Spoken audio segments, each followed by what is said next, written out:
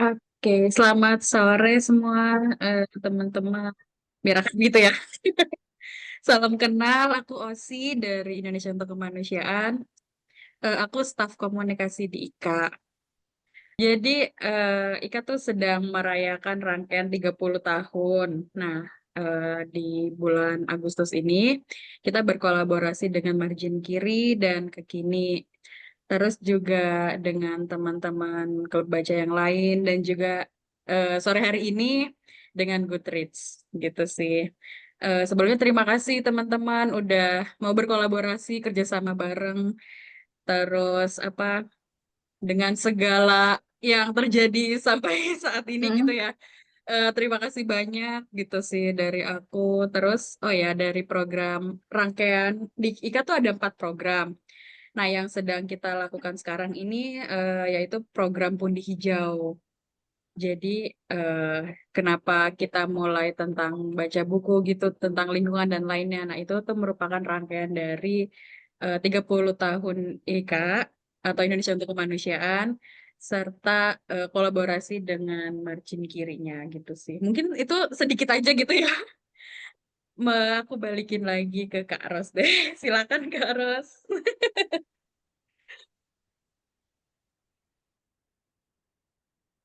Harus Kak masih Ros mute. masih. Oke, yang pasti terima kasih teman-teman semua sudah bergabung dan berkenan membaca dan akan membahas buku Vandana Siva Kodrat Alam yang diterjemahkan oleh Mbak Tata. Kebetulan Mbak Tata juga berkenan hadir, jadi eh, cukup menyenangkan ya diskusi nanti kita. Kemudian apa ya dan aku sampaikan juga mohon maaf atas ketidaknyamanan karena ternyata kita tidak bisa apa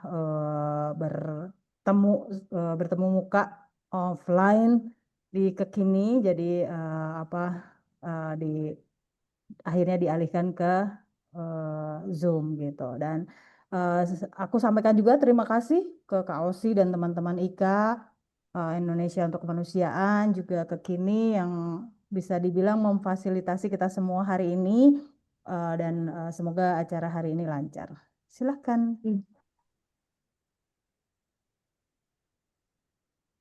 Langsung ke UUM saja atau gimana Kak Osi? Iya boleh langsung ke Kak Uum. Oke, jadi kita tanpa Indonesia Raya ya hari ini. Oke, tetap. Oke, baiklah teman-teman. Terima kasih banyak sebelumnya. Sebenarnya tuh kayak acara IKA tuh kan udah berlangsungnya dari tanggal 29 lalu ya. Sebenarnya tuh aku waktu ke IKA tuh aku agak deg-degan tuh karena di stasiun Gondang dia tuh sepinya tuh sepi banget gitu. Padahal jam-jam pulang kerja aku sempat takut. Cuman aku pikir kayak, wah ini masih berlangsung dan waktu itu cukup. Maksudnya jalan menuju IKA-nya tuh menuju ke kininya agak agak serem sih menurutku gitu. Tapi kita mari hari ini kita berpindah gitu ya dari luring ke Daring. daring. Oke, luring ke daring. Jadi kita hari ini akan ngobrolin buku Vandana Siva yang nggak kelihatan Kodrat Alam yang hari Jumat lalu sudah diluncurkan gitu ya bersama Mbak Tata juga di sini ada Mbak Mai juga sama Prof Andreas gitu. Jadi kalau mungkin beberapa poin yang bisa aku sebutkan dari obrolan waktu itu waktu peluncuran buku di sini tuh Vandana Siva apa ya mengkritisi banyak sekali hal gitu ya mungkin juga nanti teman-teman Prabab akan menceritakan pengalamannya masing-masing dan yang pasti juga ngomongin tentang apa sih sebetulnya kaitan manusia juga dengan alam gitu yang sebaiknya kita lakukan untuk menjaga keadilan iklim dan juga lingkungan kita masing-masing. Oke, kita akan mulai dengan per orang gitu ya kakak-kakak ada 5 orang yang hari ini akan memberikan pengalaman membacanya gitu per bab. Mungkin pertama nanti akan ada Kalita, kemudian ada Kanura di bab 2, kemudian ada Kak Meita, bab 3 ke bab 4 ada Kamide dan juga bab 5 ada Kak Harun. Jadi nanti teman-teman akan membagikan pengalaman bacanya, mungkin akan dikaitkan sama pengalaman sehari-hari gitu yang kelihatan yang terkait sama yang dibahas per babnya itu. Kemudian nanti mungkin akan dipancing beberapa satu atau dua respon pertanyaan dariku gitu. Jadi mungkin kita langsung aja di bab pertama. Silakan Kak Lita untuk bercerita pengalaman membacanya seperti apa. Silakan Kak. Terima kasih. Halo teman-teman, apa kabar? Saya udah lama nggak ketemu dengan beberapa orang yang hadir di sini. Ada Nura, ada eh, Mide ya. Kita belum pernah ketemu ya. Belum pernah sama sekali. Ini mungkin Iya, pertama kali. iya. Senang sekali Goodreads akhirnya bangkit lagi ya, di tengah kekacauan negara ini. Semoga bisa lanjut dengan aktivitas yang lain gitu ya, nggak berhenti di sini gitu. Saya rasa agak berat hari ini tugas saya karena saya yang memulai diskusi buku yang buat saya menguras energi dan pikiran juga gitu. Karena baper banget sebetulnya baca buku ini dan saya nggak bisa sekali sebetulnya bacanya, jadi harus berulang bolak-balik gitu ya. Tetapi sempat tercerahkan sedikit karena saya hadir di acara peluncurannya tanggal 29 lalu, sama seperti itu drain banget perjalanan dari Bandung ke Cikini itu, ya Allah gitu ya. Saya hampir nggak jadi berangkat hari Jumat lalu gitu. Karena dibombardir informasi yang simpang siur dan menakutkan gitu. Tetapi sebaiknya kita mulai saja dan terkait dengan kesimpang siuran gitu ya. Di buku Kodrat Alam ini memulainya dengan awareness gitu. Kita bisa paham bahwa banyak sekali kepentingan-kepentingan kelompok orang gitu ya terhadap lingkungan gitu, dan ujung-ujungnya memang kapital, ujung-ujungnya modal, ujung-ujungnya laba gitu. Makanya saya pikir itu yang diambil oleh Vandana Silva ketika memulai buku ini. Ini harus ditohok dulu orang untuk mau baca buku ini sampai selesai. Jadi bab pertama di buku ini di halaman pertama dia memulainya dengan awareness gitu ya, bahwa ada darurat kepunahan, ada malapetaka, ada kekacauan iklim, kemudian krisis pangan. Gitu. Dan kita lebih digelitik lagi gitu di paragraf pertama, bab pertama gitu, bahwa semua itu ancaman kepunahan, malapetaka, krisis pangan, krisis iklim dan segala macam itu sebabnya satu orang, 1% kelompok orang yang ada di bumi ini gitu. Dan itu yang paling terdampak adalah 2/3 umat miskin di dunia gitu ya. Jadi kita bisa bayangkan dari situ pun kita jadi tergugah untuk terus baca. Apa maksudnya sih gitu ya? Kenapa sih kita tiba-tiba langsung dibukakan matanya gitu? Kok tiba-tiba kita langsung dikasih ancaman gitu? Dan di situ dikritik juga misalnya tentang antroposen gitu ya. Buat teman-teman yang belum tahu antroposen itu apa, antroposen adalah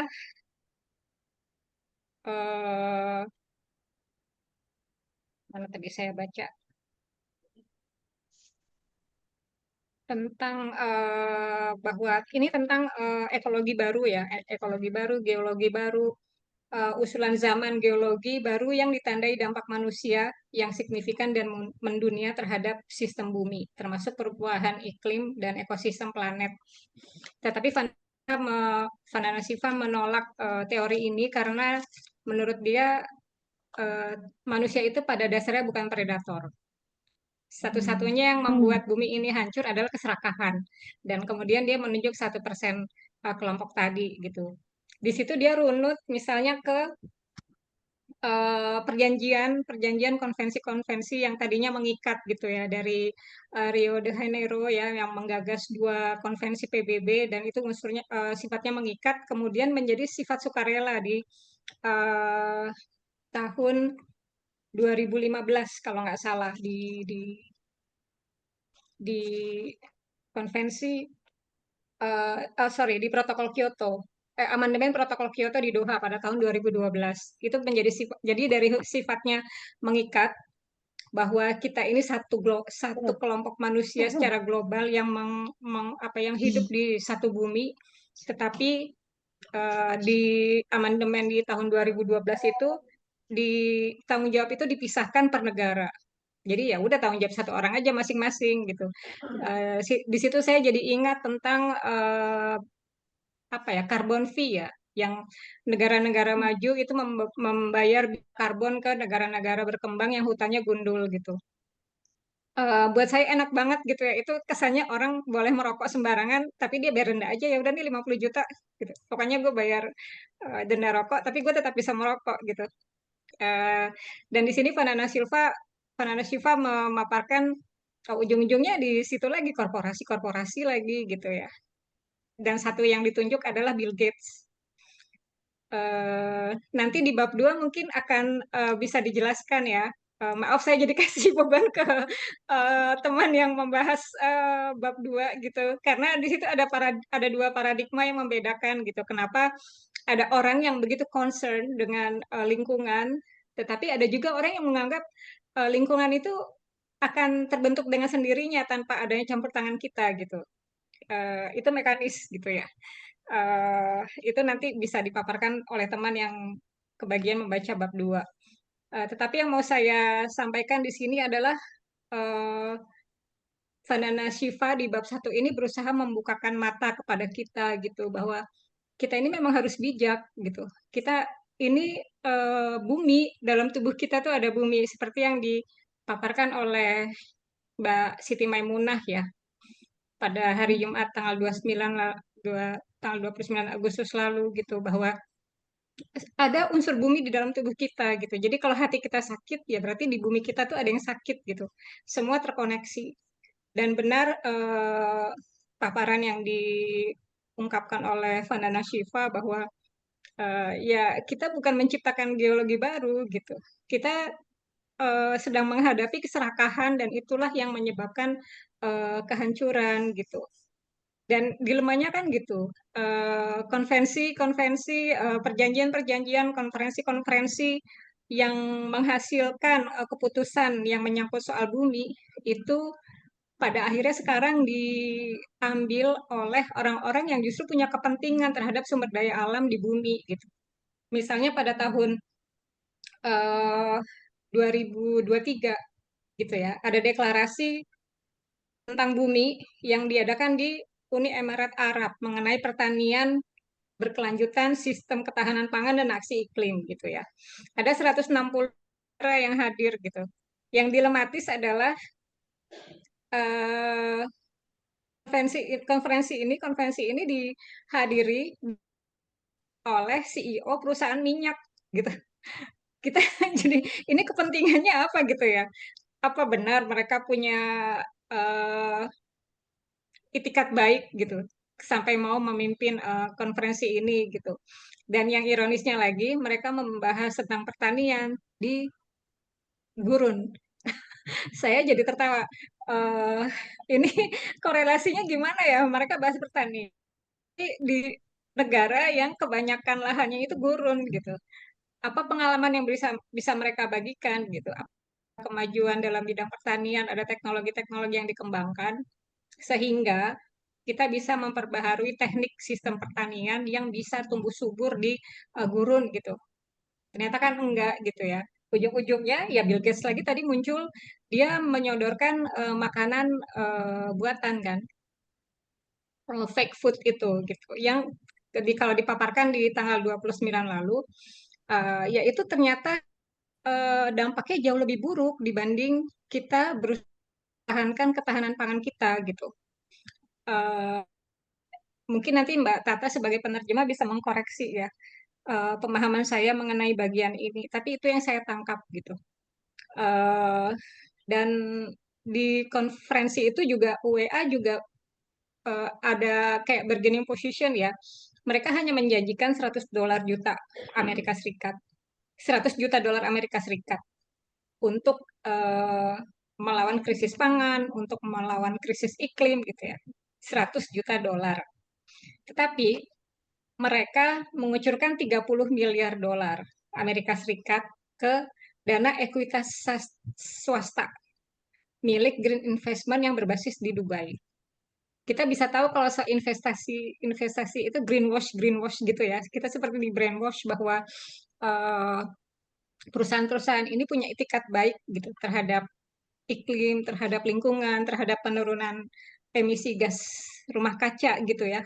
Tapi apa iya gitu? Sampai sekarang saya masih meragukannya gitu.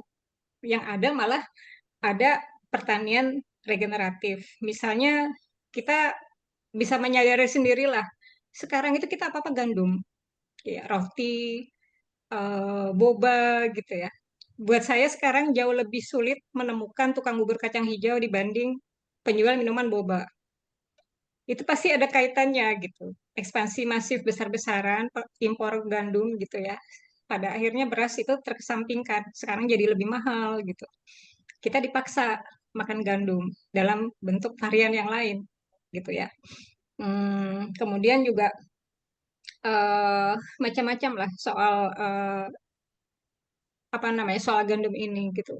Saya pikir perang Ukraina dan Rusia itu juga masalahnya gandum kan karena Ukraina itu penghasil gandum terbesar di dunia saat ini dan mereka mengekspor ke Afrika dan saya sebetulnya nggak tahu bagaimana gitu ya, tapi perang berpikir ada korelasinya dengan hal ini.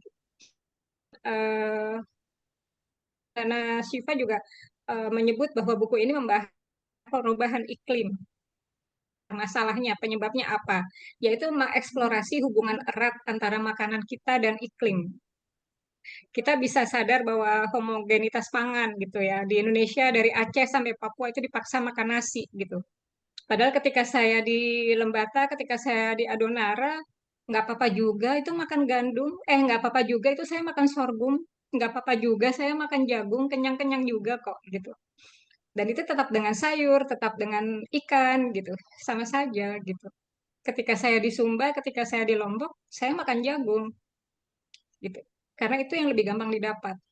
Ketika saya di Kuburaya, saya makan akar sagu, umbinya.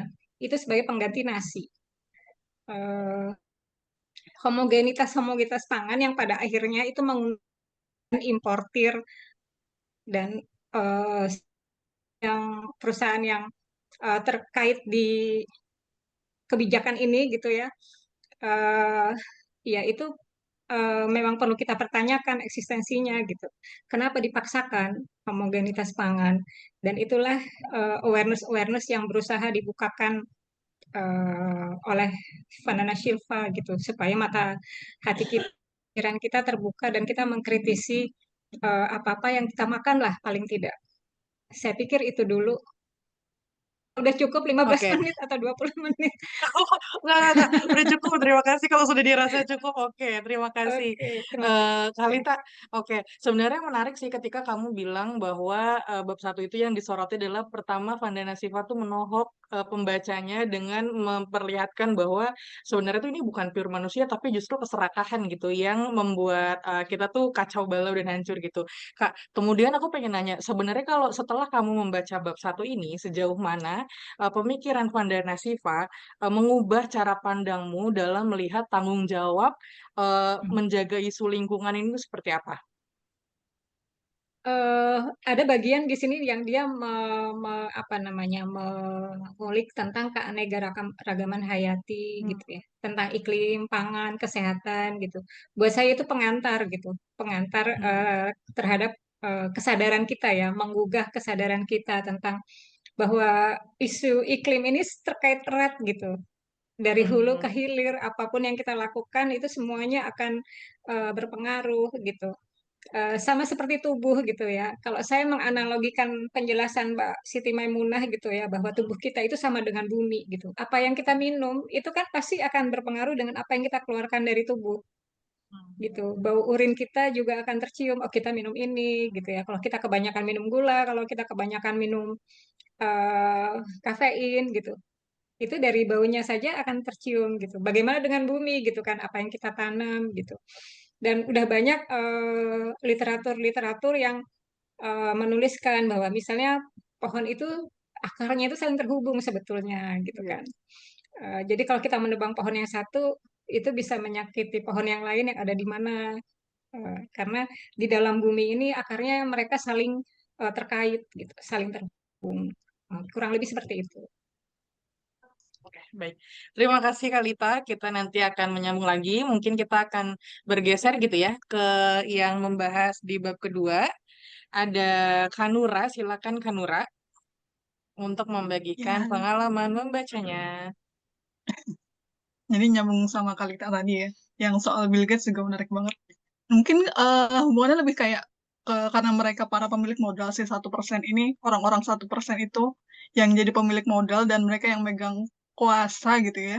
Jadi hubungannya banyak ke permodalan di bab 2 ini, mekanofilia ini berhubungan sama mesin-mesin. Jadi kayak alam dibandingkan paradigma ya paradigmanya itu dari yang mekanik, terus juga dibandingkan dengan alam sendiri itu udah punya teknologi sendiri loh ternyata. Nah, Siva itu yang pengen mungkin lebih menekankan hal itu di bab 2 ini kalau menurut saya. Nah, di bab 2 sendiri mungkin kalau saya sendiri baru pertama dengar istilah mekanofilia ini dan ternyata sebenarnya mungkin sudah akrab gitu ya. Karena kita juga tumbuh di era teknologi yang mungkin kalau anak 90-an tuh dari yang teknologi biasa, terus juga komputer, terus ke internet itu ngalamin semua gitu kan. Dari yang bukan apa ya, bukan digital native kita ya, tapi kita mengalami semuanya gitu. Nah, dari sini juga kelihatan kalau gimana kita sekarang ini tuh sangat bergantung sama teknologi. Padahal sebenarnya teknologi yang paling paling dulu ada itu teknologi alam kalau menurut Siva. Nah, kecenderungan mekanofilia ini juga ada yang anggap kalau alam itu entitas yang bisa dipecah terus bisa diperbaiki dengan alat-alat dan mesin buatan manusia gitu. Nah, jadi banyak perubahan tadi itu kayak mungkin dari pertanian sendiri ya awalnya. Pertanian itu mulai berubah dari yang mungkin dulu sifatnya organik, pupuk dengan pupuk kandang gitu kan. Sekarang jadi pupuk kimia, perubahan-perubahan seperti itu. Mungkin beberapa penggunaan teknologi membantu pesatnya pertanian, seperti mungkin traktor gitu kan. Dari yang awalnya cangkul, kita hanya bisa mengolah 1 hektar lahan itu butuh berapa waktu. Nah, dengan alat-alat teknologi jadi semakin cepat gitu. Cuma jadinya tuh semakin banyak hasil produksi itu jadi hitungannya tuh lebih ke kuantitas gitu, bukan kualitas. Terus juga teknologi ini semakin berkembangnya teknologi itu eksploitasi alam juga makin cepat juga gitu, mengubah alam sendiri jadi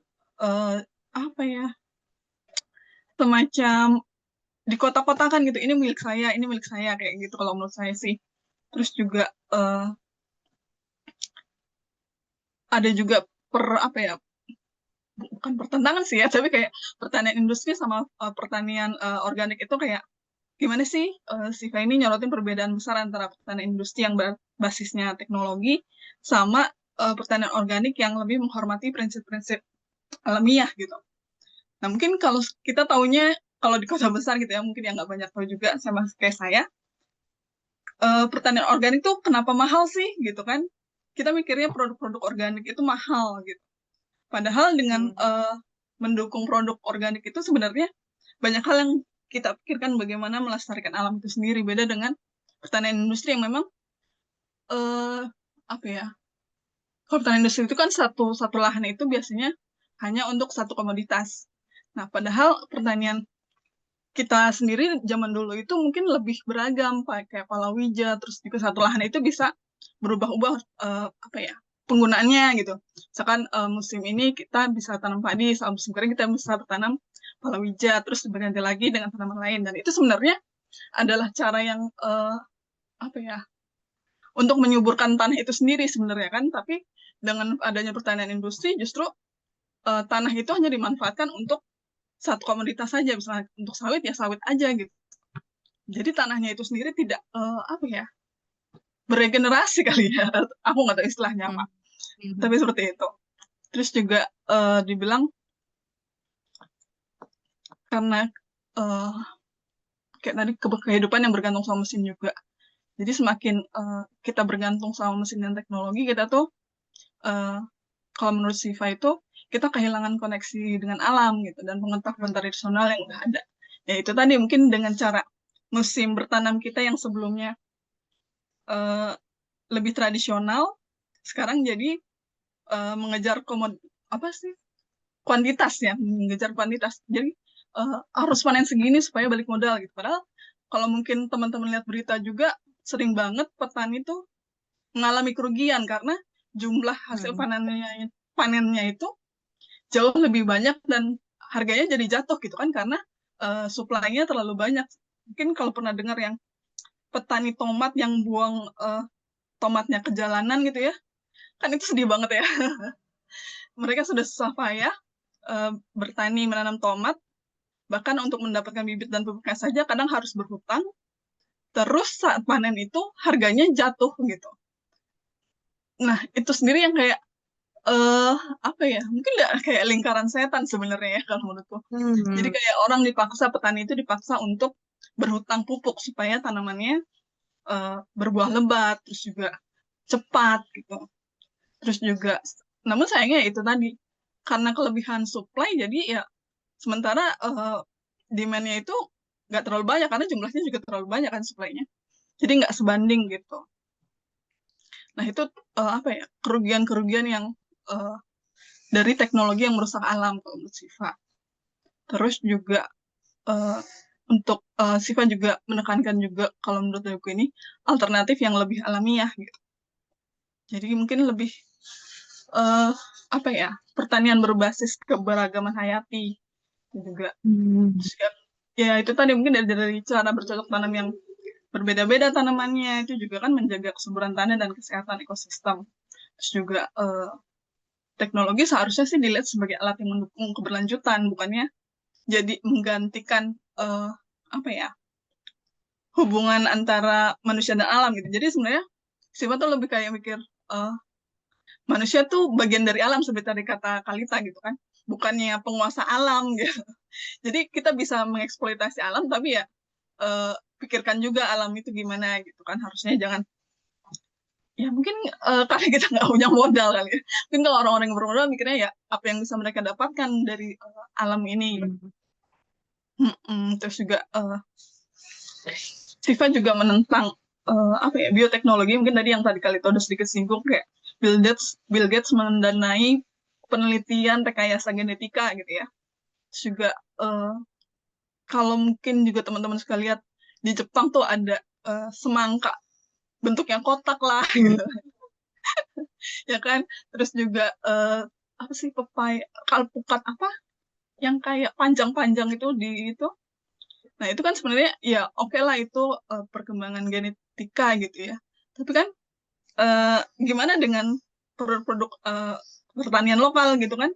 Kayak kalau sekarang kita lihat di pasar buah, di supermarket lah gitu.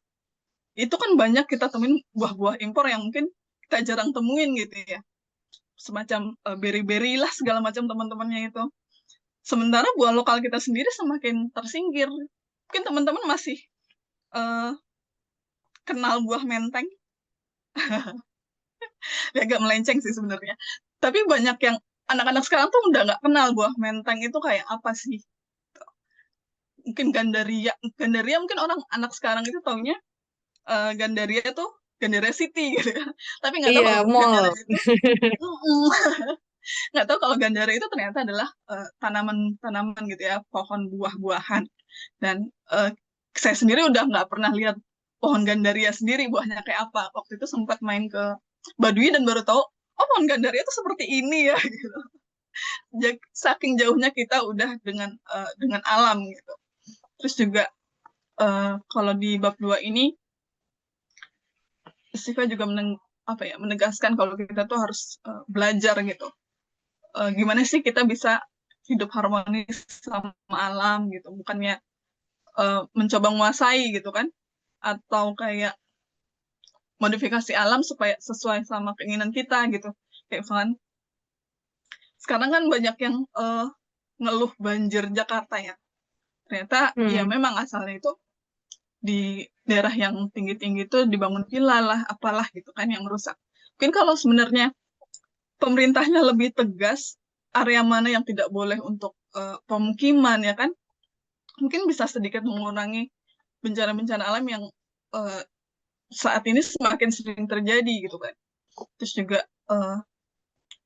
kalau bisa saya simpulkan sih di bab 2 ini teknologi itu harusnya mendukung bukan menggantikan alam, karena alam sendiri udah bekerja dengan teknologinya yang bisa dibilang bisa sustainable gitu kan.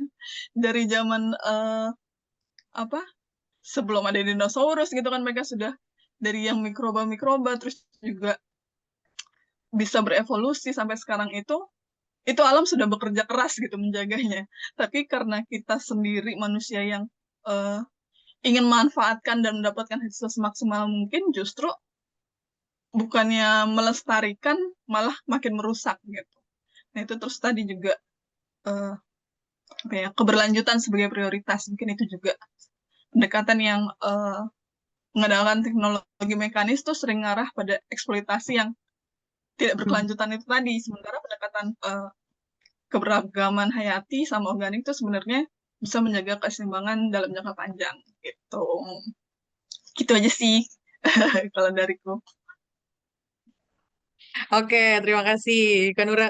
Menarik banget ya Kak. Tapi aku, jadi mungkin kan tadi Kak Nura tuh memulai dengan ini ya Kak, nyebut bahwa banyak kebaruan-kebaruan yang Kak Nura temukan gitu kan sebenarnya dari bab 2 ini. Itu sebenarnya salah satu hal, poin-poin penting yang disampaikan juga sama Mbak Tata tuh ketika kemarin Oke. tuh launching buku. Jadi memang banyak kebaruan-kebaruan gitu yang kita temukan pun aku sebagai pembaca pun aku juga menemukan itu. Dan menarik sih sebenarnya kalau soal teknologi tadi, pertanian, teknologi dan basisnya ilmiah tuh memang harusnya yang teknologi tuh mendukung gitu ya supaya tidak menurunkan daya hidup gitu.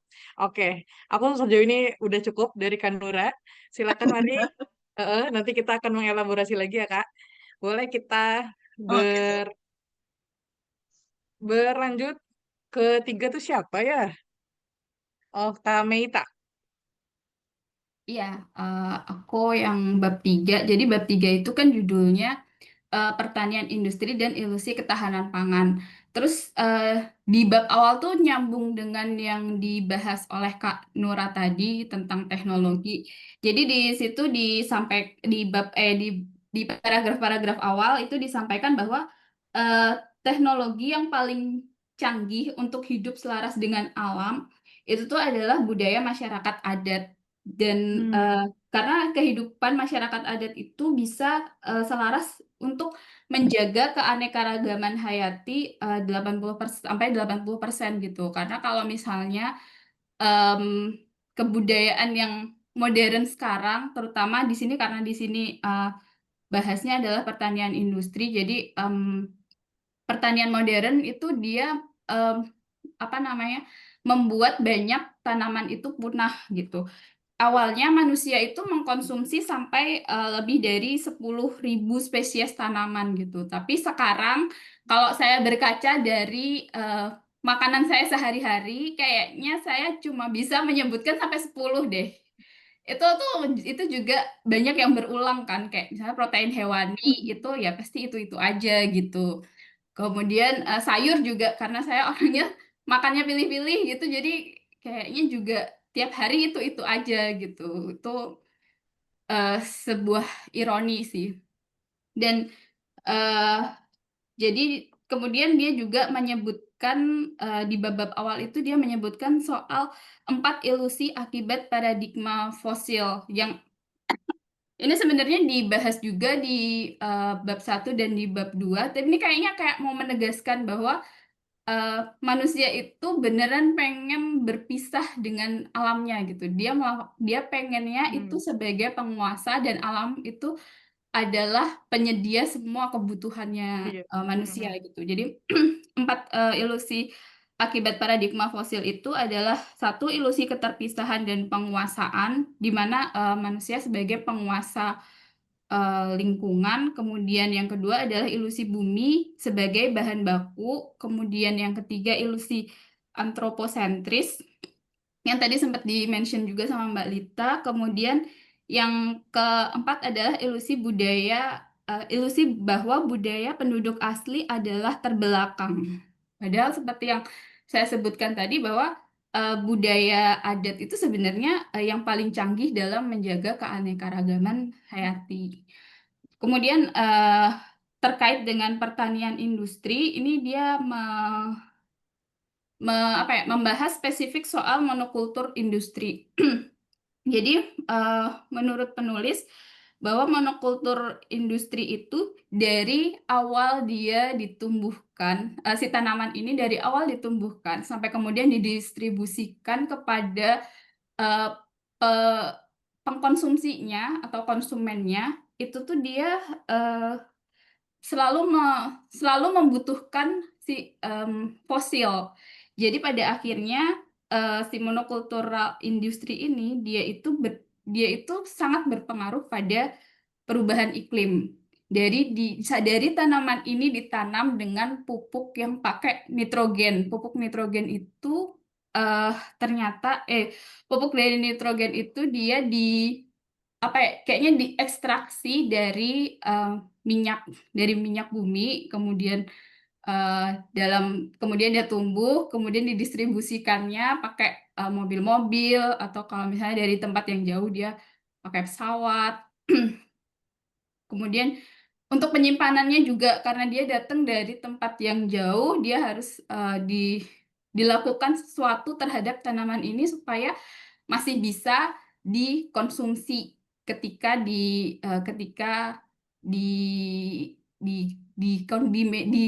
di tangan konsumennya gitu.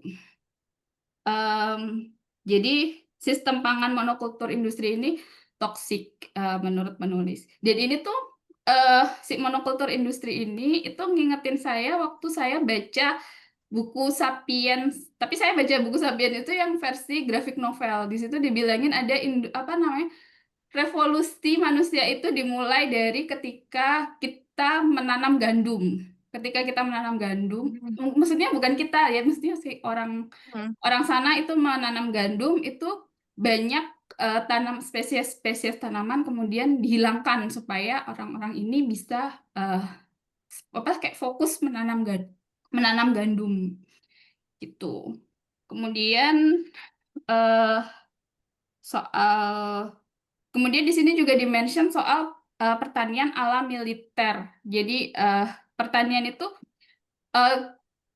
fokus khusus untuk ke hasil. Dia nggak tanpa mempertimbangkan keanekaragaman hayati, tanpa ini yang penting hasilnya itu banyak, dan bahkan sampai enggak memperhatikan kandungan gizi si tanaman ini. Jadi malah tanaman itu berpotensi buat racun gitu.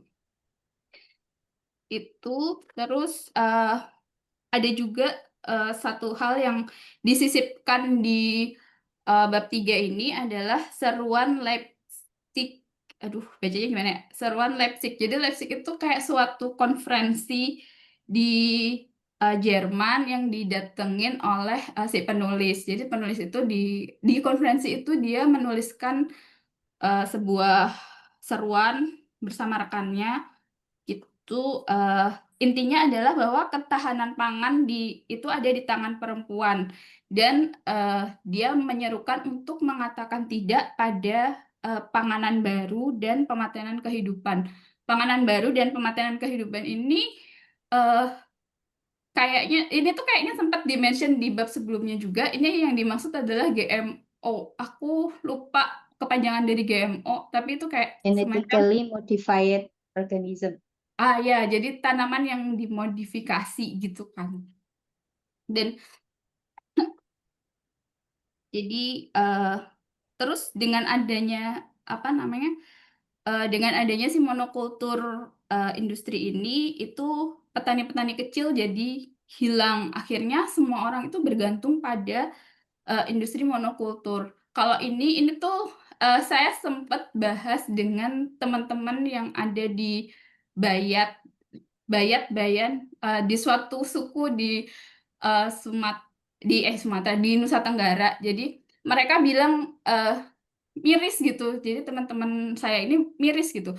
Di Bayan itu sebelumnya tuh banyak banget varietas beras. Jadi mereka ada banyak varietas beras, banyak ini. Tapi kemudian sekarang itu bahkan untuk nanam beras itu mereka bibitnya harus beli gitu. Itu sesuatu yang menurut teman-teman di Bayan itu ini kok ironi banget ya, kok padahal kita dulunya nanam sendiri nggak pakai padi itu nanam sendiri nggak pakai beli, tapi sekarang kenapa bibitnya aja tuh harus beli gitu.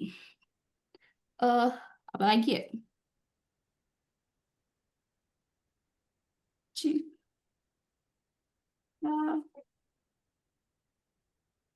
Oh ya, soal yang petani kecil itu, petani kecil ini em, tadi juga sempat dimention sih sama Kak Nurah, tapi ini tuh saya jadi keinget waktu saya SD dulu itu eh, saya melihat bahwa kan kakek nenek saya juga petani, mereka itu em, apa namanya panen beras itu setahun hanya 2 kali, dan itu tanaman si lahannya itu tuh bukan hanya padi aja gitu, tapi ada banyak tanaman-tanaman yang masih bisa dimakan juga. Jadi istilahnya ada istilah namanya meramban. Meramban itu jadi kayak orang nyari apa namanya nyari bahan pangan kayak keong, tutut, terus apa sih gondok Pakis. ya, yang kayak gitu-gitu itu untuk dimakan juga gitu. Dan ketika musim kemarau itu eh, seperti yang disebut sama Kak Nura tadi, eh, kami tuh menanam tanaman eh, tanaman yang memang khusus untuk ini, jadi kayak ketela, jagung, dan itu juga sama, bukan hanya satu tanaman itu dalam satu lahan, tapi di bawahnya tuh jadi kayak misalnya ada tanaman ketela terus di antaranya itu ada pohon cabe, disisipin pohon tomat gitu. Gitu. Itu aja sih dari saya. Oke, terima kasih Kak. Oke, terima kasih Kak Meita. Sebenarnya tuh aku jadi ini sih Kak. Maksudnya ketika kamu menceritakan tentang pengalamanmu membaca bab 3, aku jadi ingin bertanya bahwa kalau dari pengalamanmu membaca si bab 3 ini, terus apakah kamu sempat membayangkan gitu Kak? Sebenarnya dari pemikiran Siva ini, bayangan seperti apa sih pertanian yang selaras dengan alam itu sendiri Kak dalam bayanganmu? Pertanian yang selaras dengan alam itu yang mungkin yang zaman dulu kali ya, yang jadi yang petaninya tuh dalam skala kecil untuk memenuhi kebutuhan mungkin sendiri, tapi yang bisa juga memenuhi kebutuhan sendiri, tapi ada sisa yang buat disimpan gitu loh. Jadi mungkin kayak yang di Cipta Gelar kalau nggak salah, Cipta ada gelar, mereka. iya Cipta gelar. Ya kan mereka, jadi bukan untuk skala apa namanya, beras itu bukan buat dijual, tapi ya memang mereka panen buat diri mereka sendiri kayak gitu. Hmm. Itu sih. Dan saya juga kayak berefleksi bahwa oh ya bener, berarti memang seharusnya eh, cara bertani itu seperti yang kakak dan nenek saya dulu lakukan gitu. Kalau sekarang kan orang bisa dengan teknologinya ya, bahwa kita di musim kemarau pun masih bisa tanam padi, dan padinya tuh juga nggak harus nunggu yang sampai 4 atau 5 bulan baru dipanen, tapi 2 atau 3 bulan tuh kan kayaknya sekarang tanaman padi itu udah bisa dipanen gitu. Oke. Oke Kak, terima kasih Kak Meita sudah memaparkan pengalaman bacanya. Lalu mari kita beralih ke pembaca berikutnya yang akan membahas dan membagikan pengalaman bacanya di bab 4 adalah Kak Mide. Silakan Kak Mide. Halo. Nah, yang di bab 4 ini kan judulnya makanan mati dan metabolisme mati ya. Kalau di catatanku sih judulnya malah panganan mati. Nah, sebelum aku baca buku ini tuh, aku kan selalu riset dulu ya, siapa yang menulis buku ini. Nah, kan Vandana Shiva itu environmentalis ya, environmentalis. Sementara aku sendiri 2,5 tahun kan di Samarinda ya, udah ngerasain gimana kalau mau melihat kerusakan alam, datanglah ke Kalimantan. Itu kerusakan alam yang sangat kayak sedih banget kalau kalau kita melihat Kalimantan itu sedih. Intinya seperti itu. Mungkin Vandana Shiva sendiri pasti sangat sedih kalau dia itu datang ke Kalimantan, karena kayaknya posisi kita dengan India itu sama-sama hampir mirip kan, secara budaya, secara orangnya, secara jumlah penduduknya itu banyak kemiripan kita itu. Lalu masalah panganan mati sendiri ini kan ya, ada satu hal yang ada satu tulisan di bab itu, bab 4 itu, ada yang hal lucu yang aku nggak lucu sih ya. Dia itu bilang gini, kendali atas alam adalah ungkapan yang dicetuskan dalam kesombongan, lahir dari ilmu biologi dan filsafat zaman batu yang mengasumsikan bahwa alam ada untuk melayani manusia. Gitu. Jadi Vandana Shiva ini kan anti GMO banget kan. Dia itu maunya itu kalau aku bayangin sekarang itu ya, dia itu kalau preach what ininya lakukan apa yang dia omongkan ya, pasti orang yang sangat clean eating. Dia nggak akan makan apa yang dia tentang, seperti GMO apapun lah ya. Entah itu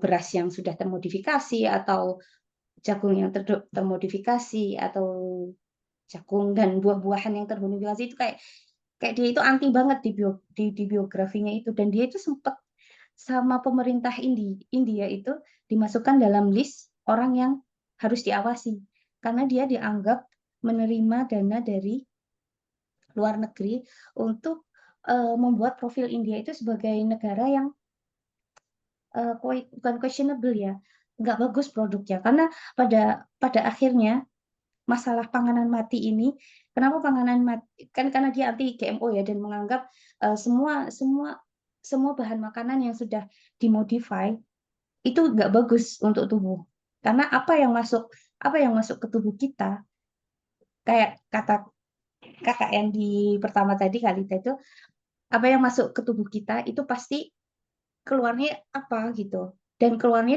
dalam hal ini ketika makanan yang kita makan itu udah nggak benar, keluarnya itu jadi penyakit gitu, seperti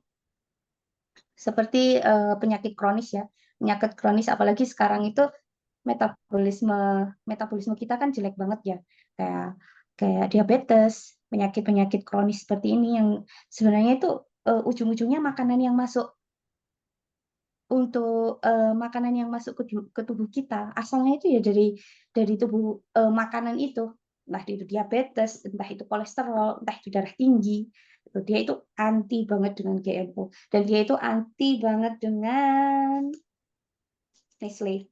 Kayaknya dia salah satu musuh besarnya dia itu Nestle. Dan waktu itu dia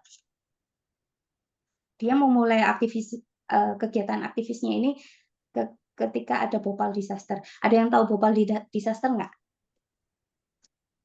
Bhopal disaster itu salah satu kenapa dinamakan disaster, karena korbannya itu banyak banget. Padahal itu cuman ya, karena waktu itu tuh ledakan pabrik pupuk. Dan akhirnya dia mulailah untuk melakukan aktivismenya, karena dia juga nggak suka dengan pupuk yang buatan pabrik, karena menurutnya pupuk yang benar ada ya yang pupuk organik biasa gitu, yang tidak perlu pabrik yang menghasilkan, karena karbon kopi dari pabrik itu malah membuat karbon di bumi ini malah bertambah banyak. Jadi orang mengatakan kalau fosil bahan bakar aja yang membuat bumi ini semakin panas. Dan dia juga tidak suka dengan reduksi pemanasan global, karena pemanasan global itu cuman simplify atas apapun yang terjadi di bumi ini. Jadi istilahnya itu dia bilangnya, mohon maaf karena aku pakainya PDF, jadi the Great Derangement atau kekacauan akbar. Jadi kita ini memang menuju kekacauan akbar. Jadi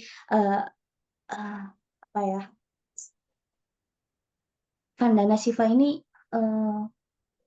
meminta kita untuk aware atas apa yang terjadi gitu. Jangan karena sumber permasalahannya sekarang itu memang kan modal kan ya. Uang ujung-ujungnya uang juga. Karena apa? Perdagangan bebas ini yang membuat kita itu harus tumbuh growth. Jadi kalau jargonnya ekonomi dulu itu adalah growth. Sekarang jargonnya adalah karena ada green economy, jargonnya sekarang sustainable. Padahal dulu selama 200 tahun kita menciptakan, akhirnya membuat aware dengan pemanasan global ini ya karena pemodal yang cuma 1% itu menginginkan more. Produksi lebih banyak nih, produksi lebih banyak. Nggak akan kan ada yang penilaian tahunan itu sustain. Dulu itu nggak kayak raportnya itu bukan permasalahan sustain, tapi misalnya penjualan kita meningkat nggak gitu. Intinya kayak growth itu yang selalu dielulukan oleh ahli ekonomi gitu. Sementara ketika kita terus growth, apa yang digarisbawahi adalah pertumbuhan itu malah, nah itu tadi supply-nya terlalu banyak, sementara yang makan tidak ada. Kayak gandum sementara supply-nya banyak, tapi siapa yang makan? Akhirnya diimpor ke negara-negara yang sebenarnya tidak membutuhkan gandum juga karena mereka udah punya, tapi karena udah punya makanan lain. Sementara perdagangan bebas menuntut negara itu yang ikut perjanjian itu harus membeli barang dari negara lain gitu. Jadi seperti gandum lah contohnya.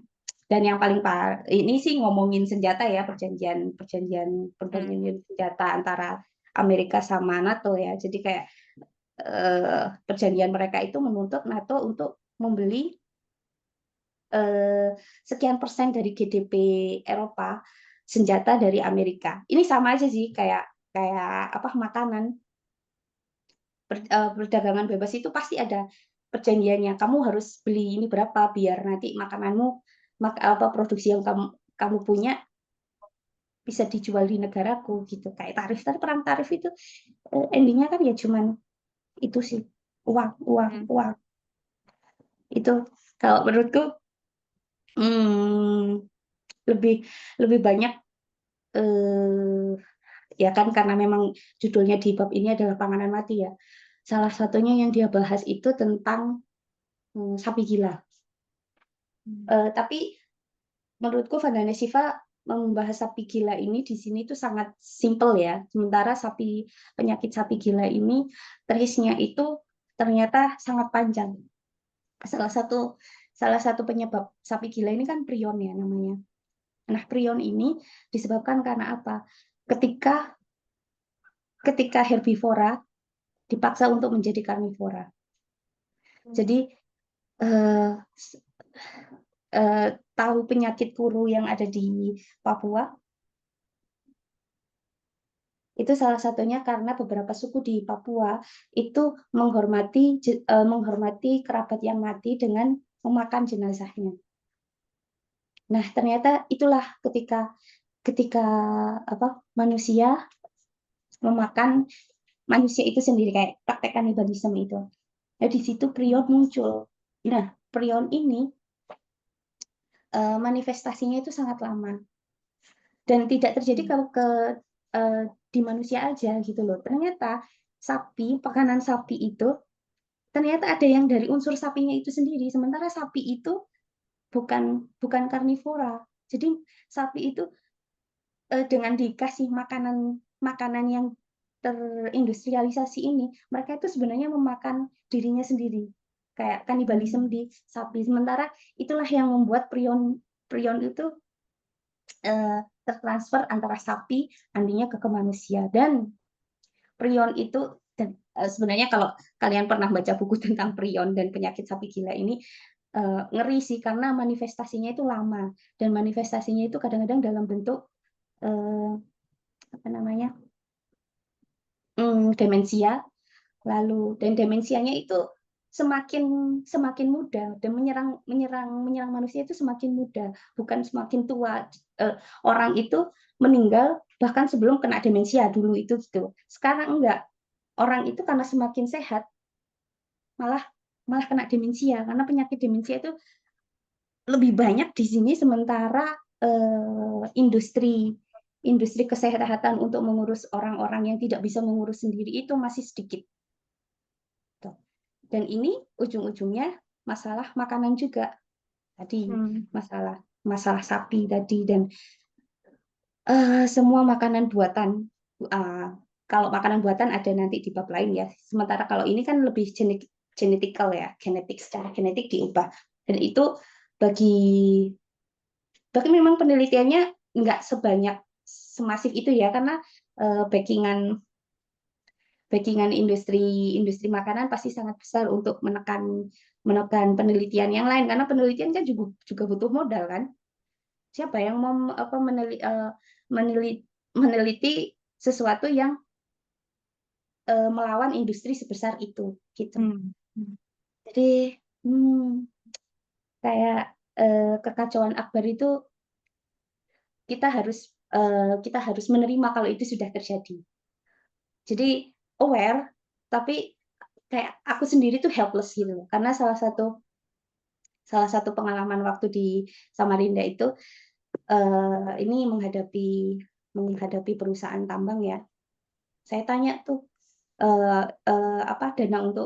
dana untuk reboisasinya bagaimana gitu. Ada miliaran itu, sementara saya bertanya kenapa dananya sedikit banget gitu loh dari produksi batu bara yang dia apa namanya, dia peroleh gitu. Ya udahlah, itu urusan orang-orang green economy, nggak paham aku dan aku nggak peduli. Semudah itu orang itu mencari uang, itu semudah itu. Kayak apa efeknya nanti, ya udah, itu bukan urusanku, itu urusan orang-orang nanti gitu. Itu cukup itu sih buat aku, karena Vandana Shiva ini membahas sesuatu sebenarnya aku tahu, membacanya itu terpisah-pisah, tapi akhirnya dijadikan satu buku di pandangannya dia di buku ini gitu. Jadi menarik sih. Jadi kayak ada kaitan. Aku sukanya adalah endingnya apa yang aku peroleh, ilmu-ilmu pengetahuan yang aku peroleh dari baca buku lain itu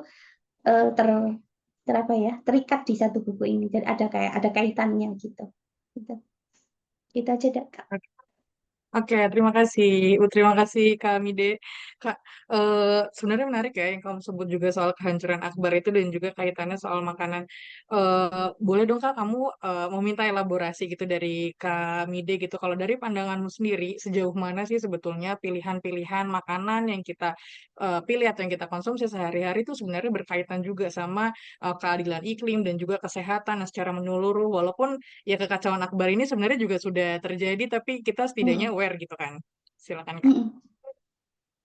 Jadi salah satu, aku bukan pendukung clean eating ya, tapi bukan pendukung dalam artian itu pasten ya, karena clean eating itu mahal. Clean eating itu mahal, sementara kita itu setiap hari disuguhi oleh makanan yang hitungannya itu sudah enggak murni dari awalnya, sudah pabrikasi gitu, sudah pabrikasi. Jadi salah satu cara gimana kita memilih makanan kita adalah yang memasak sendiri. Kita memasak sendiri, kita tahu apa yang kita masukkan ke dalam tubuh gitu. Salah satunya itu. Dan memasak sendiri itu juga privilege untuk beberapa orang gitu loh. Karena Betul. memasak sendiri itu butuh waktu. Sementara waktu itu bukan privilege orang yang tidak punya gitu. Itu aja. Oke, terima kasih. Terima kasih Kak Mide. Pengalaman bacanya menarik sekali di bab 4. Sebelum beralih ke Kak Harun, mungkin aku nanti karena di sini ada Mbak Tata, nanti aku minta izin untuk minta tanggapannya juga ya Mbak Tata. Setelah pemapar atau yang akan membagikan pengalaman membacanya di bab 5. Gitu. Terima kasih. Silakan Kak Harun dilanjutkan di bab 5-nya Kak. Halo semuanya. Ini aku kebagiannya yang terakhir itu. Jadi udah semua kayak udah di Oke, tapi aku mencoba untuk apa namanya? Membagikan pengalaman aku ya ketika baca buku ini gitu, terutama bab 5 gitu ya. Ini bab 5 judulnya adalah distopia pangan imitasi gitu. Ya tentang pangan imitasi sih yang fokusnya gitu ya. Ketika baca buku ini mungkin sama seperti yang lain gitu ya. Aku juga jadi teringat buku-buku yang lain juga yang terkait dengan alam dan krisis ekologi gitu. Kebetulan belakangan ini aku juga entah kenapa senang banget baca buku-buku yang seperti ini gitu ya. Jadi buku tentang ekologi, terus buku tentang perubahan tanaman pangan di Indonesia gitu ya. Terus tentang tanah adat gitu ya, perebutan tanah adat gitu. Terus tentang apa ya?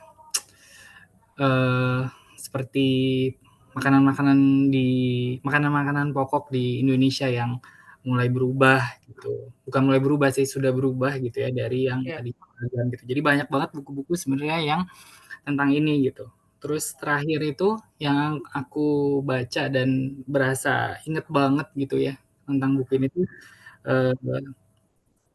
itu bukunya siapa ya? Kemarin aku sempat siaran juga sama Kak Nura dan Vera gitu ya tentang buku itu judulnya Perampokan Alam gitu ya. Iya, Perampokan Alam, Kapitalisme dan Krisis Ekologi gitu. Itu juga buku yang kurang lebih mirip sih gitu ya, isinya sama ini gitu ya. Jadi tapi kalau yang di Perampokan Alam itu dia kental sekali tentang marxismenya gitu ya. Jadi pandangan-pandangan marxisme gitu. Tapi menurut aku kurang lebih mirip-mirip gitu ya.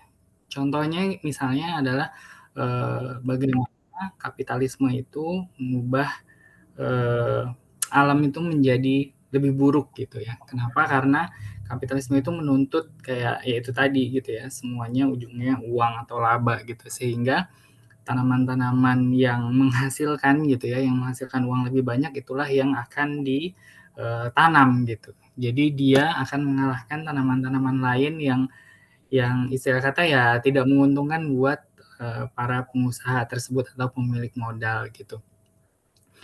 Terus bagaimana si kapitalisme itu gitu ya dan industrialisasi ini juga menciptakan kayak bencana-bencana alam gitu ya, kayak misalnya kekeringan gitu ya, banjir gitu kan nggak mungkin juga kayak banjir atau kekeringan itu muncul secara tiba-tiba juga gitu ya. Ada peran dari manusianya tersendiri gitu ya, manusianya sendiri untuk terciptanya bencana-bencana tersebut gitu.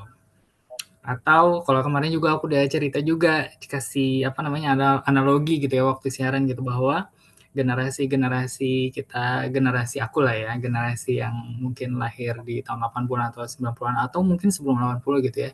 Kita tuh di sekolah itu kita tuh belajar gitu kayak misalnya bulan apa sampai bulan apa itu adalah musim hujan gitu kan, bulan apa sampai bulan apa adalah musim kemarau gitu ya. Kalau sekarang mungkin anak sekarang juga nggak relate lagi gitu sama pelajaran itu gitu. Kenapa? Karena kita sekarang sepanjang tahun tuh ya hujan ya ada aja gitu sepanjang tahun gitu. Tiba-tiba panas, tiba-tiba hujan gitu. Jadi nggak ada nggak ada lagi tentang nggak ada pembedanya lagi. benar gitu, nggak ada pembedanya lagi gitu.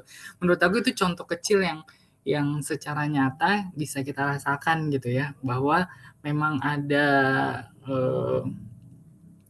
hal yang urgent banget gitu bahwa iklim tuh mau berubah gitu loh dan kalau nggak kita apa namanya mengubah dari diri kita sendiri gitu ya ini tuh bakalan jadi buruk gitu. Itu sih yang paling aku ingat dari buku ini nih, terus terkait dengan buku-buku yang lain gitu. Nah kalau di dalam bab ini sebenarnya dia memang memfokuskan juga tentang makanan imitasi gitu ya atau fake food tadi gitu ya. Bahwa tadi mungkin Kalita juga udah sebutkan gitu ya sudah ngomongin juga sedikit gitu ya bahwa ya itu tuh menyimpang gitu ya, bukan menyimpang, maksudnya itu tuh menyesatkan gitu. Itu menurut aku udah inti dari inti dari bab ini gitu ya, bahwa bagaimana si para pebisnis ini gitu ya, atau para pemilik modal ini gitu, dengan tujuan mencari uang yang sebesar-besarnya gitu ya, dia tuh membuat jargon-jargon gitu ya, bahwa teknologi semakin maju gitu ya, teknologi itu udah wow banget gitu kan. Terus bagaimana kita dapat menikmati makanan-makanan yang lebih beragam gitu ya, atau makanan-makanan substitusi gitu ya. Padahal gitu ya, ketika kita menciptakan makanan-makanan imitasi tadi gitu ya, dan juga di belakang dari kemajuan teknologi tadi gitu, ternyata ketika melakukan atau memproses makanan tersebut, makanan imitasi tersebut itu membutuhkan energi yang jauh lebih besar gitu dibandingkan dengan makanan-makanan yang didapat dengan pertanian secara konvensional, secara tradisional tadi gitu ya. Cara yang paling gampang paling awam gitu ya. Ya kalau misalnya kita paling awam aja, kalau misalnya teman-teman tahu gitu ya pabrik beras gitu ya. Pabrik beras itu sekarang nggak ada lagi gitu ya, jarang kalau misalnya teman-teman ke daerah-daerah gitu mereka yang memiliki lapangan-lapangan gitu. Padahal dulu gitu ya ketika pabrik-pabrik beras itu ada gitu, mereka tuh seharusnya punya lahan untuk mengeringkan gitu ya. Nah sekarang nggak ada lagi gitu ya, mereka itu lebih menggunakan boiler gitu ya. Boiler itu pasti kan mereka juga butuh tenaga gitu ya, energi untuk menjalankan boiler tadi gitu atau pemanas tadi gitu. Sehingga tidak lagi dibutuhkan gitu ya sinar matahari untuk mengeringkan si padi-padi, si gabah-gabah tersebut gitu. Nah, kenapa? Karena memang untuk mengandalkan matahari itu gitu ya, itu kan membutuhkan waktu, terus nggak jelas juga gitu ya kapan keringnya gitu ya, kapan ada mataharinya gitu ya. Sedangkan dengan menggunakan boiler tadi gitu ya, semua proses tersebut itu bisa terlaksana walaupun di luar hujan mendung nggak ngaruh gitu kan, tapi bisa terus terlaksana gitu. Itu salah satu contoh yang paling simpel gitu, yang paling sederhana yang bisa kita lihat gitu, bahwa ketika kita ngomongin makanan-makanan imitasi gitu ya, itu akan seperti itu gitu. Kenapa? Karena ketika kita ngomongin makanan yang berasal dari laboratorium gitu ya, laboratorium itu pasti kan juga butuh listrik gitu ya, butuh tenaga gitu ya, butuh butuh banyak hal yang lebih banyak gitu ya, energi yang lebih banyak dibandingkan dengan tanaman-tanaman tradisional yang kita tanam di sawah gitu misalnya gitu ya. Atau misalnya kalau di sini dicontohkan misalnya daging gitu ya, daging yang istilahnya kita dapat dari peternakan dibandingkan dengan daging yang diciptakan dari laboratorium seperti itu gitu ya.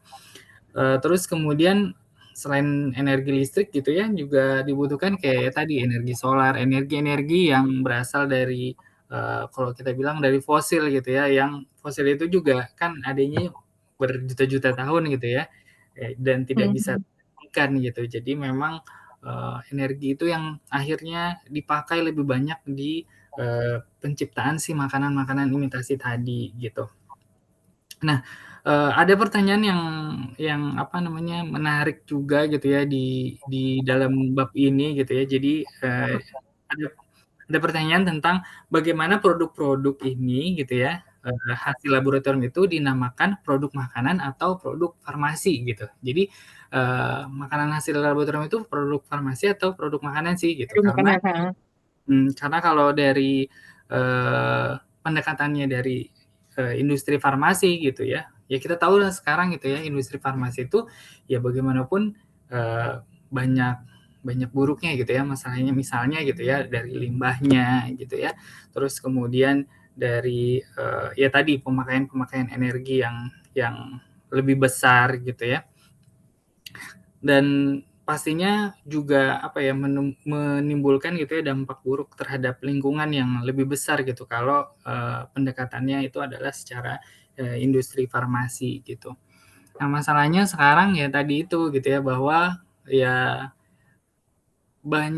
sekarang tuh kan umat manusia itu semakin banyak gitu ya, jadi semakin dibutuhkan banyak makanan yang yang diciptakan gitu ya. Nah inilah yang menjadi jargon mereka gitu si pemilik modal atau si miliarder tadi untuk apa ya mereka masuk gitu bahwa oh ini loh gitu ini apa makanan yang bisa menyelamatkan kita semua dari apa namanya dari kiamat gitu karena kita sudah menciptakan makanan baru gitu atau misalnya mereka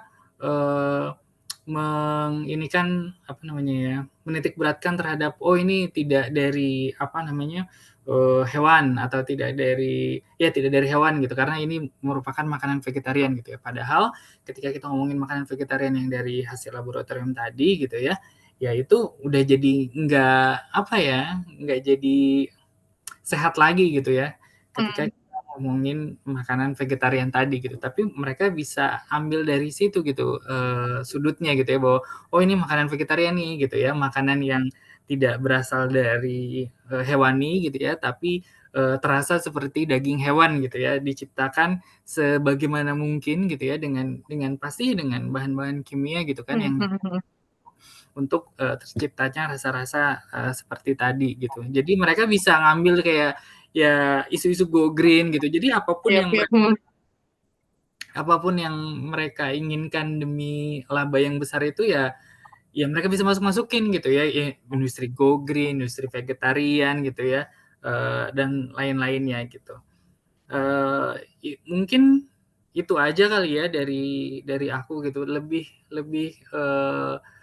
apa ya lebih ke tadi sih yang udah disebut Kalita gitu ya dan menurut aku mengiyakan itu gitu bahwa di bab 5 ini penulis juga mencoba untuk memberitahukan kepada kita gitu ya, atau mencerahkan kepada kita bahwa makanan-makanan imitasi tersebut gitu ya yang dianggap sebagai pencapaian teknologi maju gitu ya ataupun penciptaan makanan substitusi itu sebenarnya adalah pernyataan-pernyataan yang menyesatkan karena Menyesatkan. karena di balik itu penciptaan makanan imitasi tersebut membutuhkan energi yang jauh lebih besar gitu ya dibandingkan dengan makanan penciptaan dari tradisional atau konvensional gitu ya dan juga dampak buruk yang luar biasa juga kepada lingkungan gitu ya seperti ya tadi polusi limbah ataupun kerusakan alam lainnya seperti itu Om. Oke, terima kasih Kak. Ini menarik sekali. Kak, tapi kalau menurutmu sendiri, sebenarnya tuh kayak kesadaran-kesadaran seperti apa sih Kak yang harusnya kita punya agar kita tidak kayak tersesat oleh si makanan-makanan imitasi itu, menurutmu? Ya sekarang kan gini, karena makanan-makanan imitasi itu ya tadi seperti yang Mide bilang gitu ya. Jadi orang tuh sekarang semua tuh punya punya waktu yang nggak banyak gitu ya, apalagi orang-orang yang bekerja gitu ya, sehingga membutuhkan makanan-makanan yang cepat gitu ya. Nah, makanan-makanan yang cepat ini kan sebenarnya makanan-makanan yang siap saji ya, atau tuh makanan-makanan hasil apa sih makanan olahan lah gitu ya, yang tinggal goreng terus jadi kayak gitulah gitu. Jadi padahal sebenarnya gitu ya banyak makanan-makanan yang memang bisa kita nikmati gitu ya dengan tanpa olahan-olahan tadi gitu ya. Sekarang kita juga kan lebih senang juga belanja ke supermarket, belanja kemana gitu ya, terus meninggalkan pasar-pasar tradisional gitu. Nah itu mungkin yang kesadaran itu sih gitu. Karena kalau misalnya kita ambil yang apa sih namanya, ambil yang apa sih ekstrimnya gitu ya kalau misalnya dari kayak Marxism gitu ya atau dari sosialisme ya tadi yang kayak dibilang di bab 3 gitu sebenarnya tuh makanan yang cukup aja gitu maksudnya tradisional yang cukup yang ya kita bertani atau bertani cukup untuk misalnya di diri kita atau keluarga kita dan lingkungan kita gitu ya ataupun apa namanya ya pasar-pasar zaman tradisional zaman dulu lah gitu ya yang tidak apa namanya menonjolkan laba-laba tadi gitu ya dibandingkan dengan kesehatan si makanan tadi gitu sih Oke, terima kasih. Sebenarnya kalau misalnya poin keharuan terakhir, balik lagi ya ke pernyataan Kalita di awal gitu, bahwa sebenarnya yang membuat kekacauan ini bukan manusianya, tapi keserakahannya itu sendiri gitu. betul Oke, terima kasih Pak kepada lima orang yang telah membagikan pengalaman bacanya. Mungkin aku akan ke teman-teman audiens gitu ya, sebelum ke Mbak Tata juga. Apakah ada yang ingin merespon atau juga membagikan pandangan-pandangannya terkait yang tadi dipaparkan oleh teman-teman berlima tadi?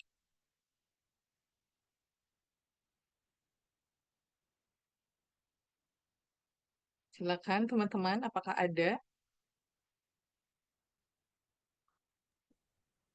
Saya boleh, Oke, silakan. Iya, ini terkait ke semua bab gitu ya, tentang bagaimana pangan, bagaimana kita makan, bagaimana homogenitas tumbuhan gitu. Kemudian yang Harun tadi sentil soal keserakahan gitu. Jadi ketika saya ke Adonara, ibu-ibu di sana itu punya satu semboyan gitu ya, semboyan hidup. Semboyannya adalah kami makan apa yang kami tanam apa yang kami makan. Jadi itu simbol mereka gitu. Jadi ya itu mereka makan ya dari kebun semuanya gitu, dari cabai, dari sayuran, dari macam-macam. Dan bukan berarti mereka nggak kepingin mencoba merasakan ya makanan di luar daerah gitu. Tetapi itu sebagai satu benteng pertahanan mereka gitu, tentang homogenitas pangan gitu. Dan saya pikir yang kemudian merusak memang kaum urban ya. Kita berpetualang rasa gitu, pengen coba ini, wah makanan Korea, wah makanan Jepang gitu kan. Pada akhirnya itu mendorong importir-importir mendatangkan makanan yang sebenarnya nggak ada di negara kita gitu. Eh, Seperti itu sih pola hidup yang saya pikir perlu kita pertimbangkan ya. Kita makan dulu apa yang ada di sekitar kita dulu lah gitu. Jadi sampai tidak perlu adanya rekayasa genetika gitu ya. Kita tidak perlu jagung, kita tidak perlu apel dari benua Amerika sana yang didatangkan berhari-hari melalui kapal. Itu kan juga sudah menghabiskan energi fosil gitu.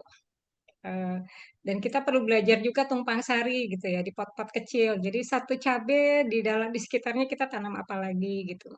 Itu yang seperti meta atau mide tadi usulkan gitu.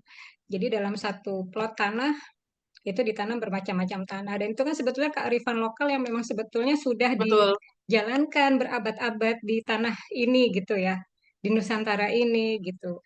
Kemudian jadi kacau karena ada satu monopoli kan, petani-petani itu dikriminalkan kalau mereka menanam varietas padi di luar yang dijual oleh pemerintah gitu. Ujung-ujungnya memang itu perdagangan, AFTA gitu ya. Saya ingat saya ketemu dengan mantan eh, Menteri Koordinator Ekonomi Venezuela kalau nggak salah, namanya Fernando Paes. Bukan Fernando Baez ya, namanya Fernando Paes. Mirip. Eh, Yaitu beliau bercerita gitu, petani di Indonesia eh, boleh, Indonesia boleh mengekspor beras gitu misalnya ke Vietnam, tapi beli dulu pupuk hasil buatan Vietnam. Gitu. Jadi ada satu perjanjian mengikat gitu, yang memaksa kita pada akhirnya eh, menggunakan produk-produk yang nggak kita perlukan. Seperti itu kenyataannya sekarang. Jadi itu satu awareness yang terus-menerus disentil oleh Vandana Shiva di Anda buku ini. Terima kasih. Oke, terima kasih. Baik, terima kasih Mbak Lita tanggapannya. Teman-teman, adakah lagi yang ingin menanggapi? Aku boleh, Silakan, Juin. Mirna. Eh, aku setuju dengan apa yang disampaikan Lita mengenai tumpang sari. Eh, tapi, bukan tapi, ketika kebetulan kalau saya ke Bali karena saya tinggal di desa, saya tuh selalu melihat bahwa eh, para petani di sana, jadi memang mereka membagi. Jadi kalau ini desanya kebetulan di Guang, jadi karena masalah air subak, jadi mereka ada pola pergantian. Jadi misalnya yang di bawah menanam padi, lalu yang di atas dia menanam, mereka sudah panen duluan. Tapi yang saya lihat di situ adalah ketika mereka tidak menanam padi, maka tanaman tumpang sari lah yang ditanam di situ. Jadi ketika mereka menanam nah tapi yang disebut tumpang sari ini agak berbeda. Jadi mereka pertama tanam buah kayak timun suri begitu. Timun surinya selesai, lalu baru ditanam juga cabenya gitu. Nah, menurut saya saya nggak tahu ya, karena saya lihatnya masih di Bali. Saya nggak tahu apakah di Jawa proses seperti itu masih ada, dan menurut saya sih seharusnya sudah menjadi bagian dari para petani Indonesia ya untuk melakukan itu gitu loh, Lita. Menurutku ya, menurutku. Tapi mengenai petani Indonesia memang harus menanam varietas yang sama, ataupun kalau ketika saya interview petani, baru-baru ini saya interview petaninya, mereka sendiri bilang karena mereka petani penggarap. Jadi memang mereka bilang ketika sekarang mereka bebas membeli pupuk.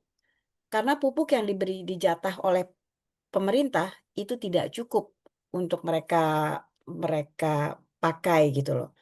Nah, kalau memang kondisinya seperti ini ya bagaimana gitu loh maksud saya ketika mendengar penjelasan dari teman-teman tadi. Begitu. Terima kasih. Baik, terima kasih.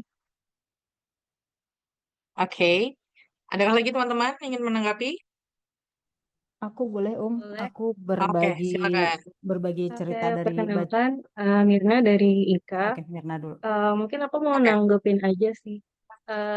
Aku disclaimer, aku belum baca buku ini. Aku hanya mendengar dari diskusi kemarin dan diskusi teman-teman hari ini gitu ya. Jadi aku mau mention sih, jadi kayak climate crisis itu kalau aku yang dari pengertiannya ya. Jadi climate crisis itu sebenarnya disebabkan greed gitu kan. Terus mereka tuh ada banyak alasan supaya kita pakai industrial farming gitu. Padahal sebenarnya tidak boleh kayak monoculture farming, dan kayak yang diperlukan sebenarnya diversifikasi gitu kan. Em, Terus juga kayak argumennya itu sebenarnya yang kayak menggunakan GMO banyak yang kalau top down itu seperti kayak greenwashing gitu kan jatuhnya. Jadi mereka bilang enggak kok kita go green, tapi sebenarnya real casesnya enggak gitu. Mungkin aku contohnya bukan ke pangan ya, karena aku kurang paham di situ. Misalnya kayak Adidas gitu ya. Adidas kan sering kayak membuat misalnya jersey Madrid gitu. Dia ada yang dari plastic waste gitu ceritanya, dari apa? Dari plastik di laut gitu. Tapi itu sebenarnya bukan tidak menjadi solusi gitu kan. Dia adalah sumber dari waste sebenarnya kan, si Adidas ini kayak selepas dari si plastik itu sebenarnya dia kayak di apa sih namanya, di landfill tuh kebanyakan produk-produk dia yang mass produce dan nggak ada demand-nya gitu kan. Jadi kayak again tadi agak mirip juga tuh supply sama demand. Jadi kita kayak terlalu fokus dengan grow grow grow sampai sebenarnya nggak ada konsumennya nih. Gimana kita kayak memanipulasi pasar gitu. Jadi kayak si petani disuruh beli bibit gitu kan. Padahal sebenarnya mereka bisa sendiri gitu. Jadi kayak dipaksa gitu untuk kayak memenuhi kebutuhan si 1%. Gitu sih, makasih. Oke, terima kasih pandangan yang menarik sekali ya. Oke, sebelum ke Kak Ros juga nanti mungkin boleh kalau Mbak Sita juga mau kasih tanggapan ya Mbak Sita. Silakan Kak Ros. Oke, aku menanggapi yang tentang keserakahan tadi ya, juga aku hubungkan dengan bacaanku saat ini. Jadi di sini itu dibahas tentang kemana perginya kerbau-kerbau gitu. Dan si penulis itu memang apa ya, kayak menyusuri jejak kerbau-kerbau itu sekarang seperti akan punah gitu, karena ternyata petani-petani sekarang itu sudah tidak menggunakan kerbau, padahal bisa dibilang di tahun apa hubungan kerbau dan manusia itu sebenarnya dulu sangat intim, terutama di apa revolusi agraria ya. Jadi memang kerbau itu digunakan sebagai pekerja di sawah-sawah di Asia Tenggara gitu, dan memang petani menggantungkan nasibnya terhadap sawah, bisa dibilang menggantungkan nasibnya di punggung kerbau gitu. Nah, si penulis ini juga menyampaikan bahwa apa sebenarnya di Indonesia itu kerbau itu adalah bisa dibilang apa ya eh, eh, teman dalam beragraria gitu. Nah, dia menyoroti kerbau itu bukan sekedar ternak, tapi juga sebagai makhluk simbolis gitu, karena dia selain memegang peran penting di kehidupan agraria di Indonesia, dia juga di beberapa daerah seperti Sumatera Barat atau atau Toraja misalnya, mereka menggunakan kepala kerbau sebagai simbol-simbol dan ritus adat ya, bisa dibilang seperti itu. Nah, jadi dari kerbau hilang dari sawah ini tuh penulis tuh menyimpulkan bahwa sebenarnya cara kerja atau kecepatan kerbau itu sebenarnya sama. Jadi etos kerjanya kerbau itu sebenarnya sama. Tapi manusia yang bisa dibilang kayak hidup manusia tuh kayak lebih cepat gitu. Jadi kerbau-kerbau ini jadi kayak dikambing hitamkan sebagai tidak bisa mempercepat produksi dan membantu agraria. Jadi kenapa mereka jadi membutuhkan traktor, terus padahal tai kerbau itu kan sebenarnya juga bisa pupuk alami ya dari kerbaunya itu sendiri gitu. Nah, dengan traktor, dengan tidak adanya kerbau, terus jadi digantikan dengan pupuk-pupuk yang dibuat oleh produksi dari pabrik-pabrik itu. Jadi memang ternyata kerbau itu dengan tidak adanya kerbau itu juga ternyata suatu metafora bahwa kearifan ekologis itu terganti, dan justru dengan modernisasi dengan traktor dan pupuk-pupuk dengan buatan itu ternyata ya merusak keseimbangan hidup gitu. Itu tanggapanku dengan menanggapi salah satu keserakan manusia di dunia agraria gitu. Itu Oke, baik. Terima kasih Kak Ros. Terus aku jadi kayak keinget ya. Jadi waktu aku lupa beberapa tahun yang lalu aku tuh sempat mungkin tadi karena Kak Meita juga mention soal cipta gelar gitu ya. Aku udah pernah ke sana. Terus yang membuat aku sangat terkejut dan amazed gitu adalah bahwa mereka tuh memang menyimpan padi-padi mereka tuh untuk waktu yang sangat panjang gitu. Dan aku sebelum ke sana tuh aku nggak pernah kepikiran oh ternyata ada ya. Dan masyarakat adat tuh justru justru lebih aware sebetulnya, dan kalau misalnya mereka tidak dimajukan kelokalan-kelokalan ini sih sejujurnya itu yang mungkin tadi kalau pakai bahasanya kami itu akan kekacauan akbar itu akan semakin besar gitu. ya. Oke, terima kasih. Mungkin aku akan berlanjut kepada apakah teman-teman ada lagi yang ingin menanggapi?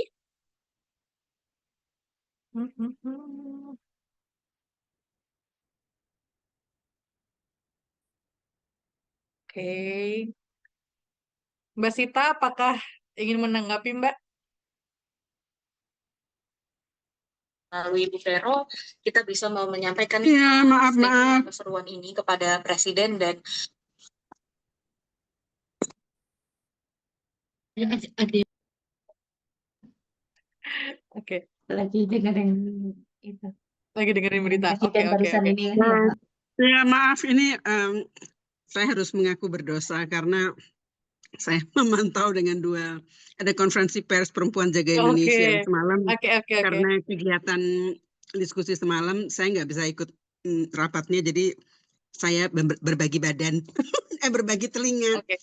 Tapi terima kasih teman-teman sudah bersedia untuk mengadakan kegiatan ini walaupun secara online. Mudah-mudahan dalam waktu ke depan kita punya kesempatan untuk bisa ketemu ya. Dan sekali lagi saya minta maaf karena sore ini mendua ini ceritanya. Mohon bisa dimaklumi. Tanpa mengurangi hormat tentu saja buat teman-teman ya. Baik, terima kasih Mbak Sita. Oke, baik kalau gitu silakan langsung aja ke Mbak Tata untuk menanggapi Mbak dan merespon yang tadi sudah dipaparkan juga sama teman-teman dan mungkin pandangan-pandangan lainnya. Silakan Mbak Tata.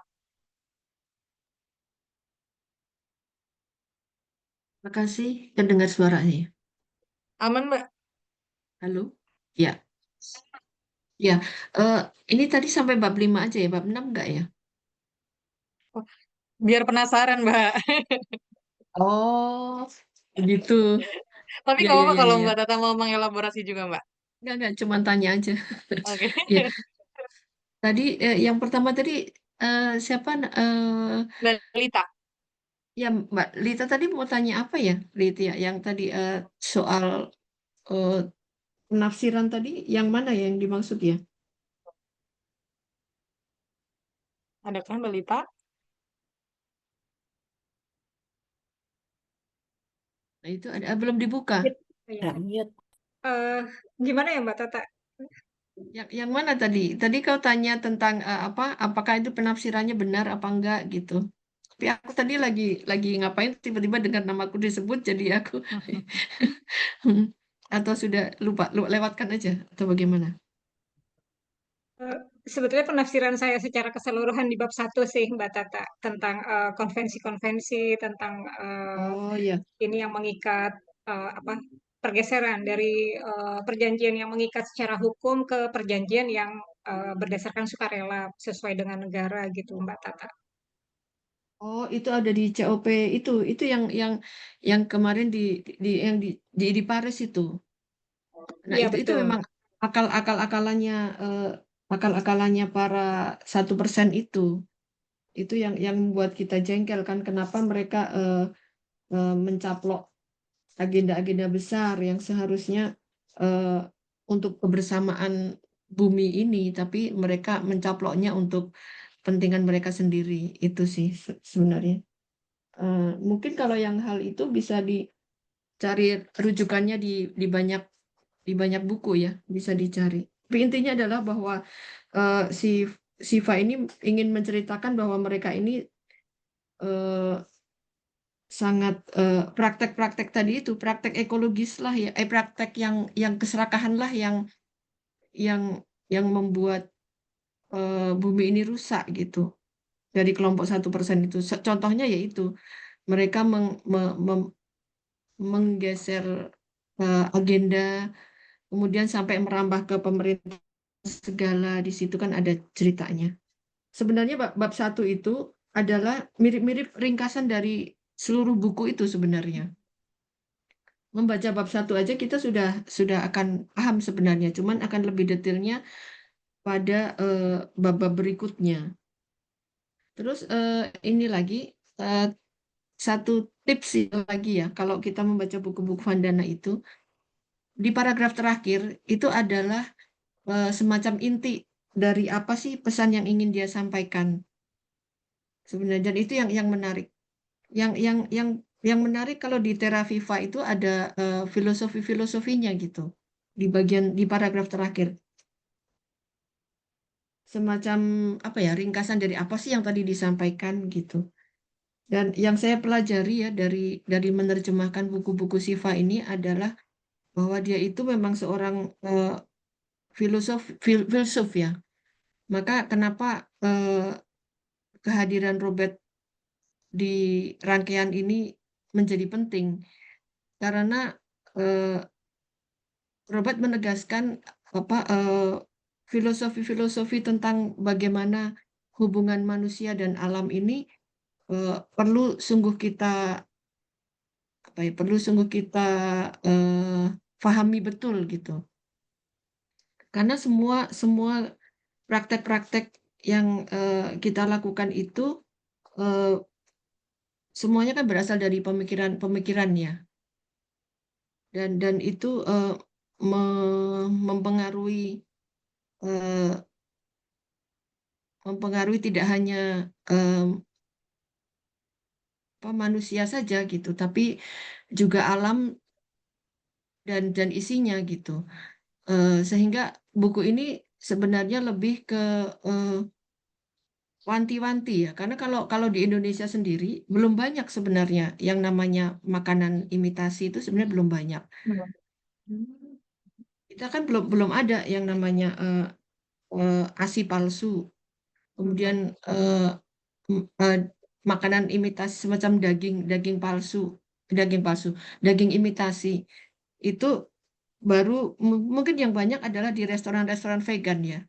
Makanan imitasi saya belum buka ya, tapi ini lagi apa namanya?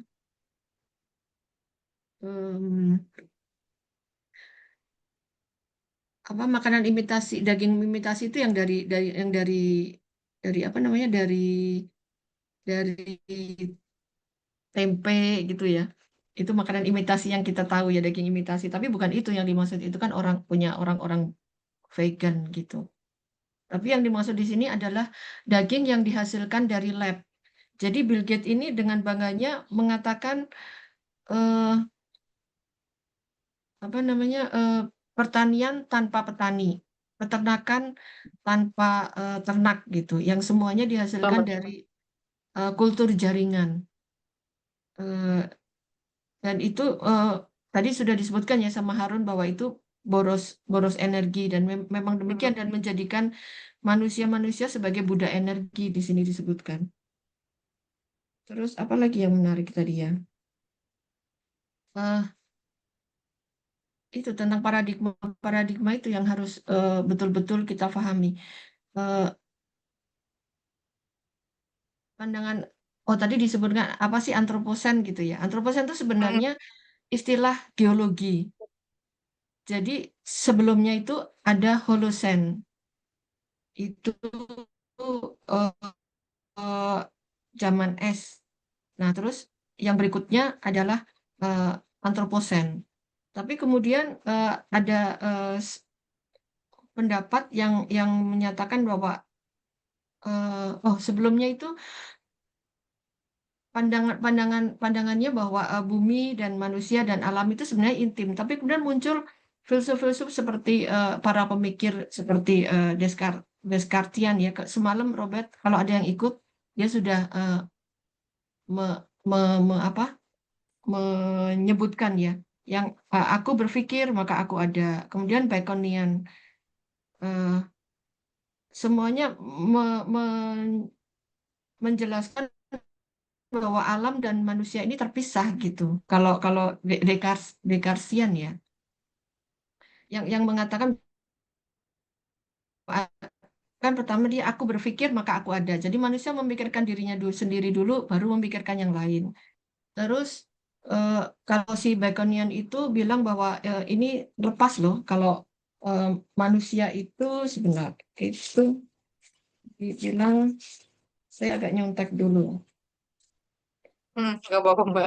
Baconian ya. Jadi antroposentrisme Baconian yang lebih menekankan pada dominasi penguasaan alam. Nah, itu tadi atas nama pembangunan ekonomi atau konsepsi ekosentrisme romantis yang menempatkan alam sebagai sesuatu yang baik dengan sendirinya. Jadi pandangannya itu alam itu udah baik gitu. Ada Nah, tapi kemudian si Marx menentang itu, dan itu menjadi turunan dari banyak pemikiran-pemikiran kiri tentang bagaimana manusia memandang hubungan antara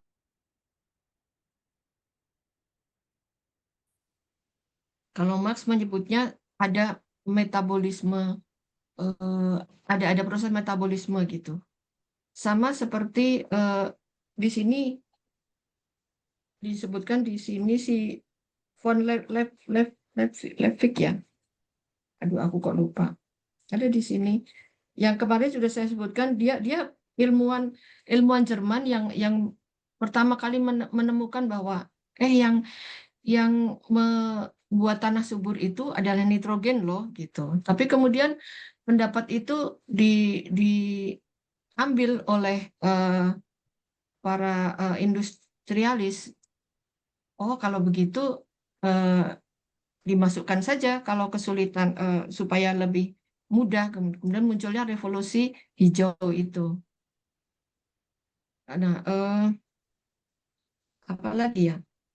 Adanya ketidakserasian hubungan antara manusia dan alam ini menyebabkan metabolismenya kacau ya, atau menjadi terpecah-pecah gitu. Itu yang Marx sebutnya, Marx dan si siapa von Levik itu ada di bab berapa ya? Itu menyebutnya sebagai keretakan metabolisme rift sebenarnya. Kalau Vandana tidak menyebutkan demikian, dia punya istilah sendiri. Di situ ada istilahnya dia apartheid ekologi. Jadi ada apartheid itu kan pemisahan ras gitu ya. Nah, dia menyebut ini pemisahan antara langit, bumi gitu. Kan kalau kita lihat di ini di apa sisipan buku. Sisipan bukunya itu kan ada tuh. Biosfer dan atmosfer itu adalah pasangan intim dari sistem bumi yang hidup. Dan kemarin Profesor Andreas juga menyebutkan tuh, saya lupa di mana itu, yang dia bilang bahwa bumi adalah ibu, langit adalah ayah, dan benih adalah anaknya gitu ya. Ya sebenarnya itu kan sama aja ya. Nah, itu sama pandangan budaya dengan sains. Ini kan istilah sains ya, biosfer dan atmosfer. Nah, kalau menurut Robert kemarin kan masalah kita ini berasal dari ada pemisahan gitu antara orang tuh memisahkan bahwa alam kalau apa budaya-budaya kearifan lokal semacam itu disebut kebudayaan. Kalau soal lingkungan itu diurus sama sains gitu. Nah, dari situ sebenarnya bermula. Nah, itu udah sejalan juga dengan si Siva kan bilang itu mekanofilia dan teknologi alam.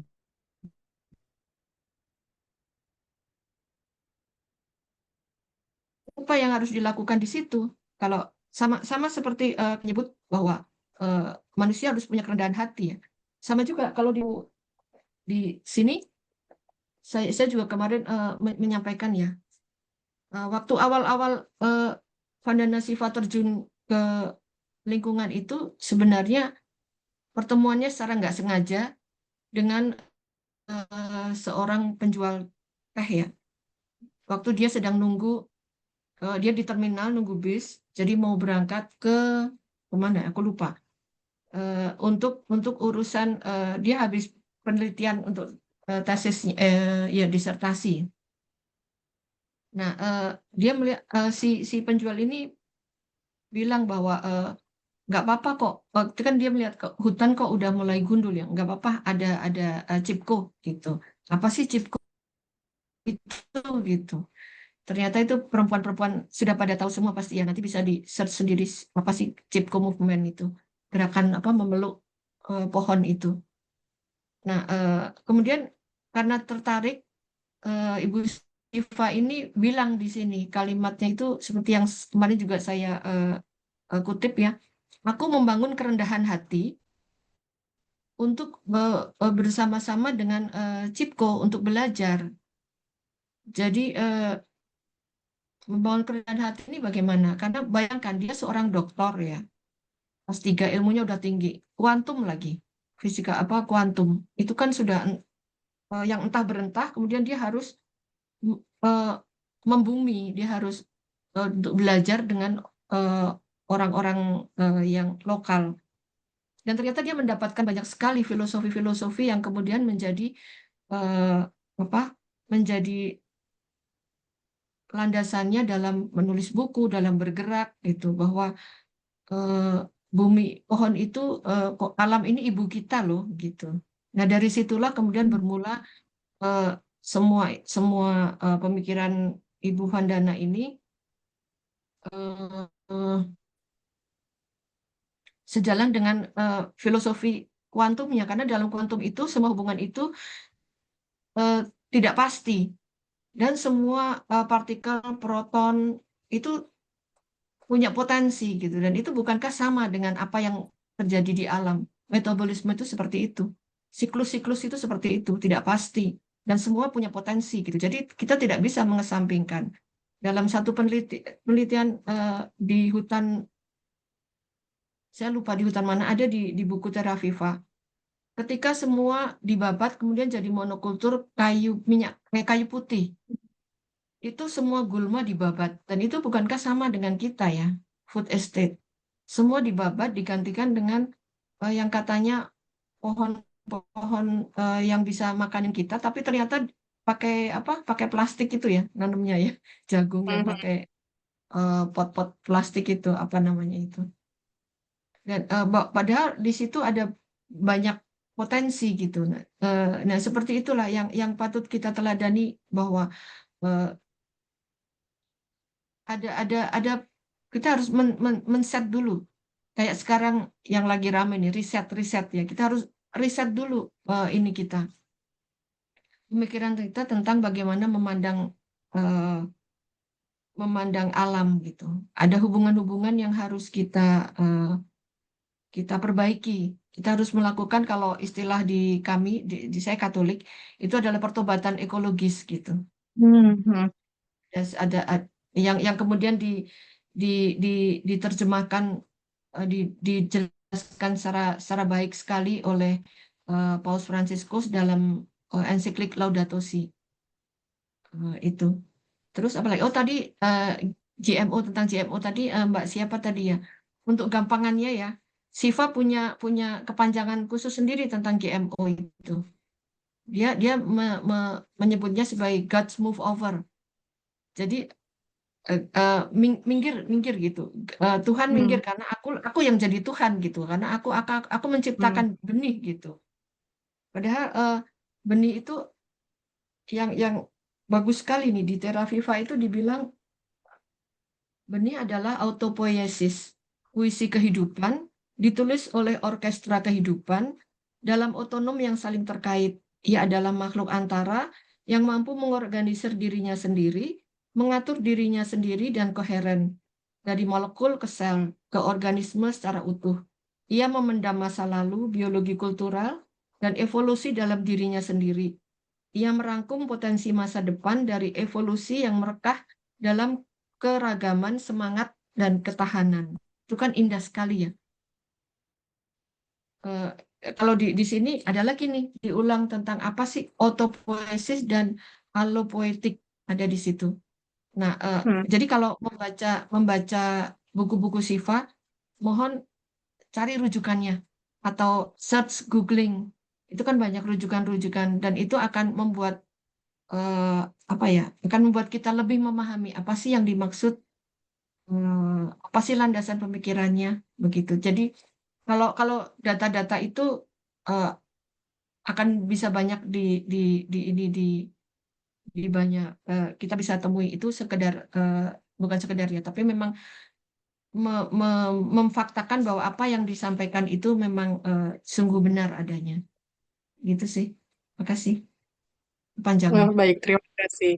Oke, terima kasih. Terima kasih Mbak Tata.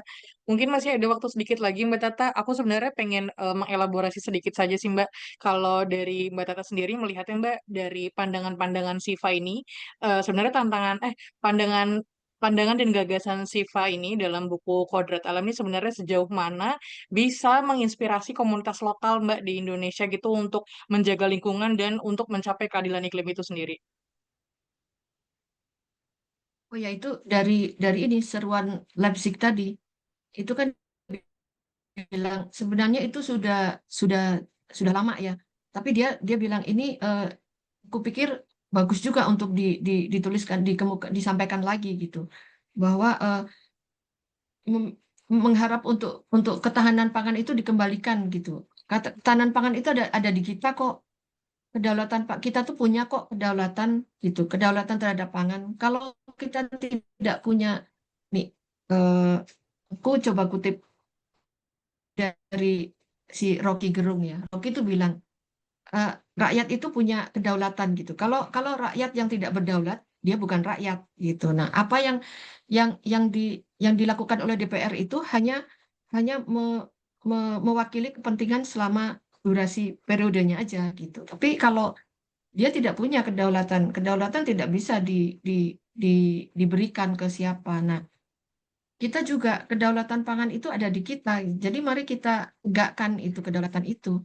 Mari kita ambil ketahanan pangan kita itu dengan cara itu tadi yang disampaikan tadi, dengan menanam sendiri. Atau yang kemarin di hasil-hasil diskusi apa namanya? Jadi apa tadi istilahnya ya? Desentralisasi pangan ya. Masing-masing daerah seturut ininya sendiri. Nah, di sini juga dibilang di bab 6 itu tadi yang terlewat. Silakan. Ada usulan dari Ziva. Yang perlu dilakukan pemerintah dan pembuat kebijakan adalah menghentikan promosi paradigma berbasis minyak dan sebaliknya mengadvokasi cara berpikir yang berpusat pada bumi dan berbasis tanah.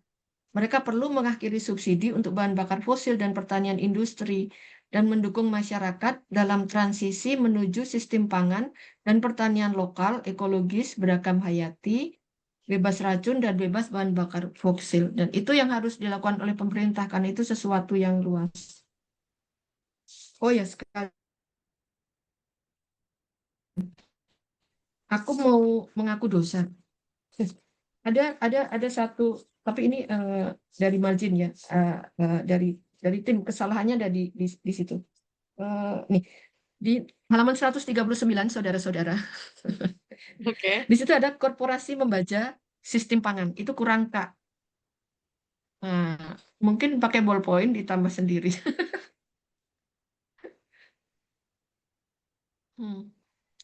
Korporasi Oke.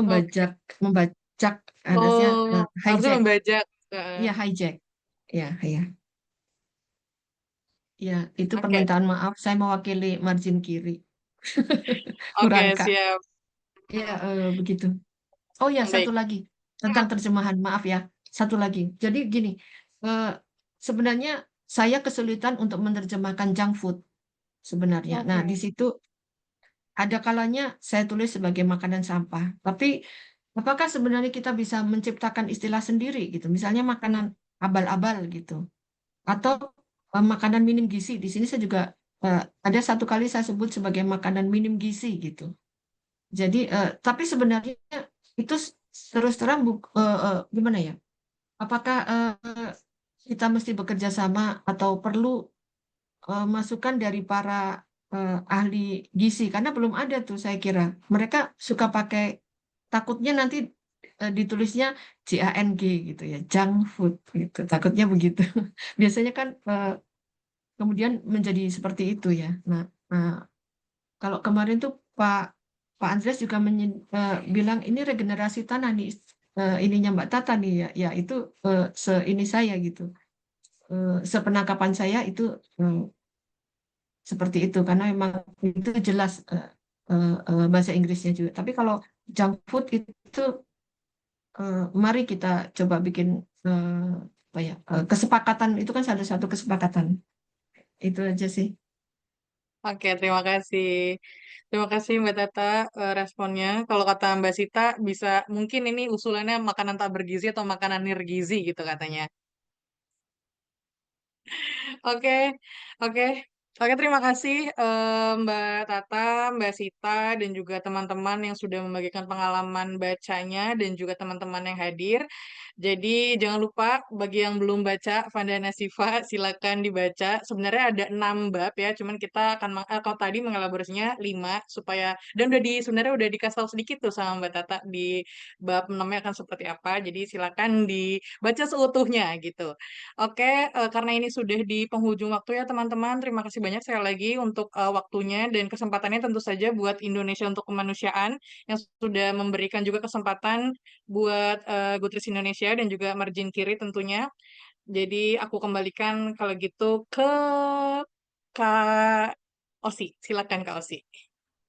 Oke, terima kasih semua untuk Goodreads, untuk margin kiri dan teman-teman.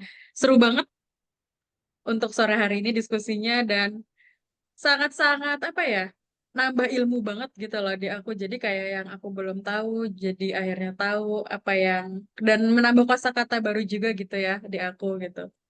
Mungkin karena udah sore juga dan waktunya juga udah hampir pukul 6 ya, kita bisa foto bareng dulu kali ya. Boleh, Oke. boleh. Nah, teman-teman bisa buka kamera. Nanti aku izin untuk foto bareng ya. Tolong dia Oke. baba ya Kak. Oke, siap. Oke, Mbak Sita. Oh, mungkin dari Mbak Sita ada penutupan nih sebelum foto bareng. Oh ya, silakan. Silakan Mbak Sita. Waduh, mau dibilang penutupan tuh kok sedih ya rasanya, masih Iya. belum. Mudah-mudahan ini bukan penutupan tapi pembukaan Siap. untuk Pembukaan untuk diskusi-diskusi lanjutan ya, selanjutnya. Mbak. Ika pasti Iya, senang betul. sekali kalau teman-teman juga mendiskusikan berbagai jenis buku ya, ikut membaca, karena saya juga merasa ini adalah hal yang penting, tapi kadang-kadang kita nggak punya cukup waktu untuk melakukannya. Jadi harapan saya teman-teman tertarik untuk diundang kembali. Kalau tidak bisa bertemu muka, kita bisa bertemu lewat Zoom gitu ya. Merawat diskusi-diskusi, obrolan-obrolan ini, karena salah satu hal yang kami dorong di IKA itu adalah jejaring.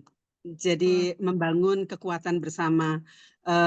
Jadi sembari kita membahas berbagai buku yang tentu saja menjadi pilihan teman-teman, kita juga saling menguatkan karena apa yang kita alami beberapa hari ini dan keteguhan teman-teman semuanya ya, juga dari margin kiri dan Goodreads untuk tetap melakukan kegiatan ini walaupun sayangnya kemudian tidak bisa bertemu muka karena kondisi yang kami tidak bisa memastikan keamanannya sekarang ini.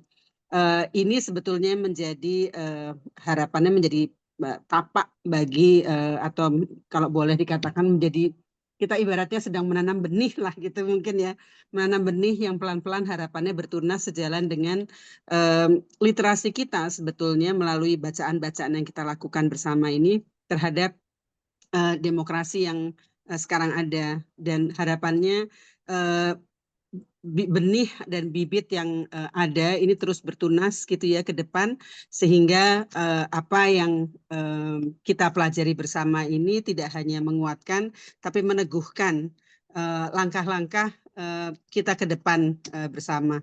Itu saja mungkin ya, bukan penutupan tapi pembukaan undangan untuk bacaan bersama ke depan supaya kita bisa terus merawat ruang pertemuan ini. Terima kasih teman-teman sekali lagi. Terima kasih juga Mbak Sita. Oke, makasih Mbak Sita. Mungkin kita bisa mulai untuk foto bersama ya. Siap. Oke. 1, 2, 3. Oke, baik. Boleh kalau misal ada bukunya, kalau mau dikasih lihat gitu. Boleh, boleh. Oke. 1 kali lagi ya. Oke, Mbak siap. Tata ini karena pakai background, jadi pada saat bukunya muncul mukanya hilang. Oke, Harus ada depan muka gini Mbak. Agak-agak depan. Agak depan gini supaya kelihatan. Nah, tapi agak siap. menutupi muka sih Nah, jadinya. ya, Bisa disesuaikan. Oke, 1, 2, 3. Oke. Terima kasih semua.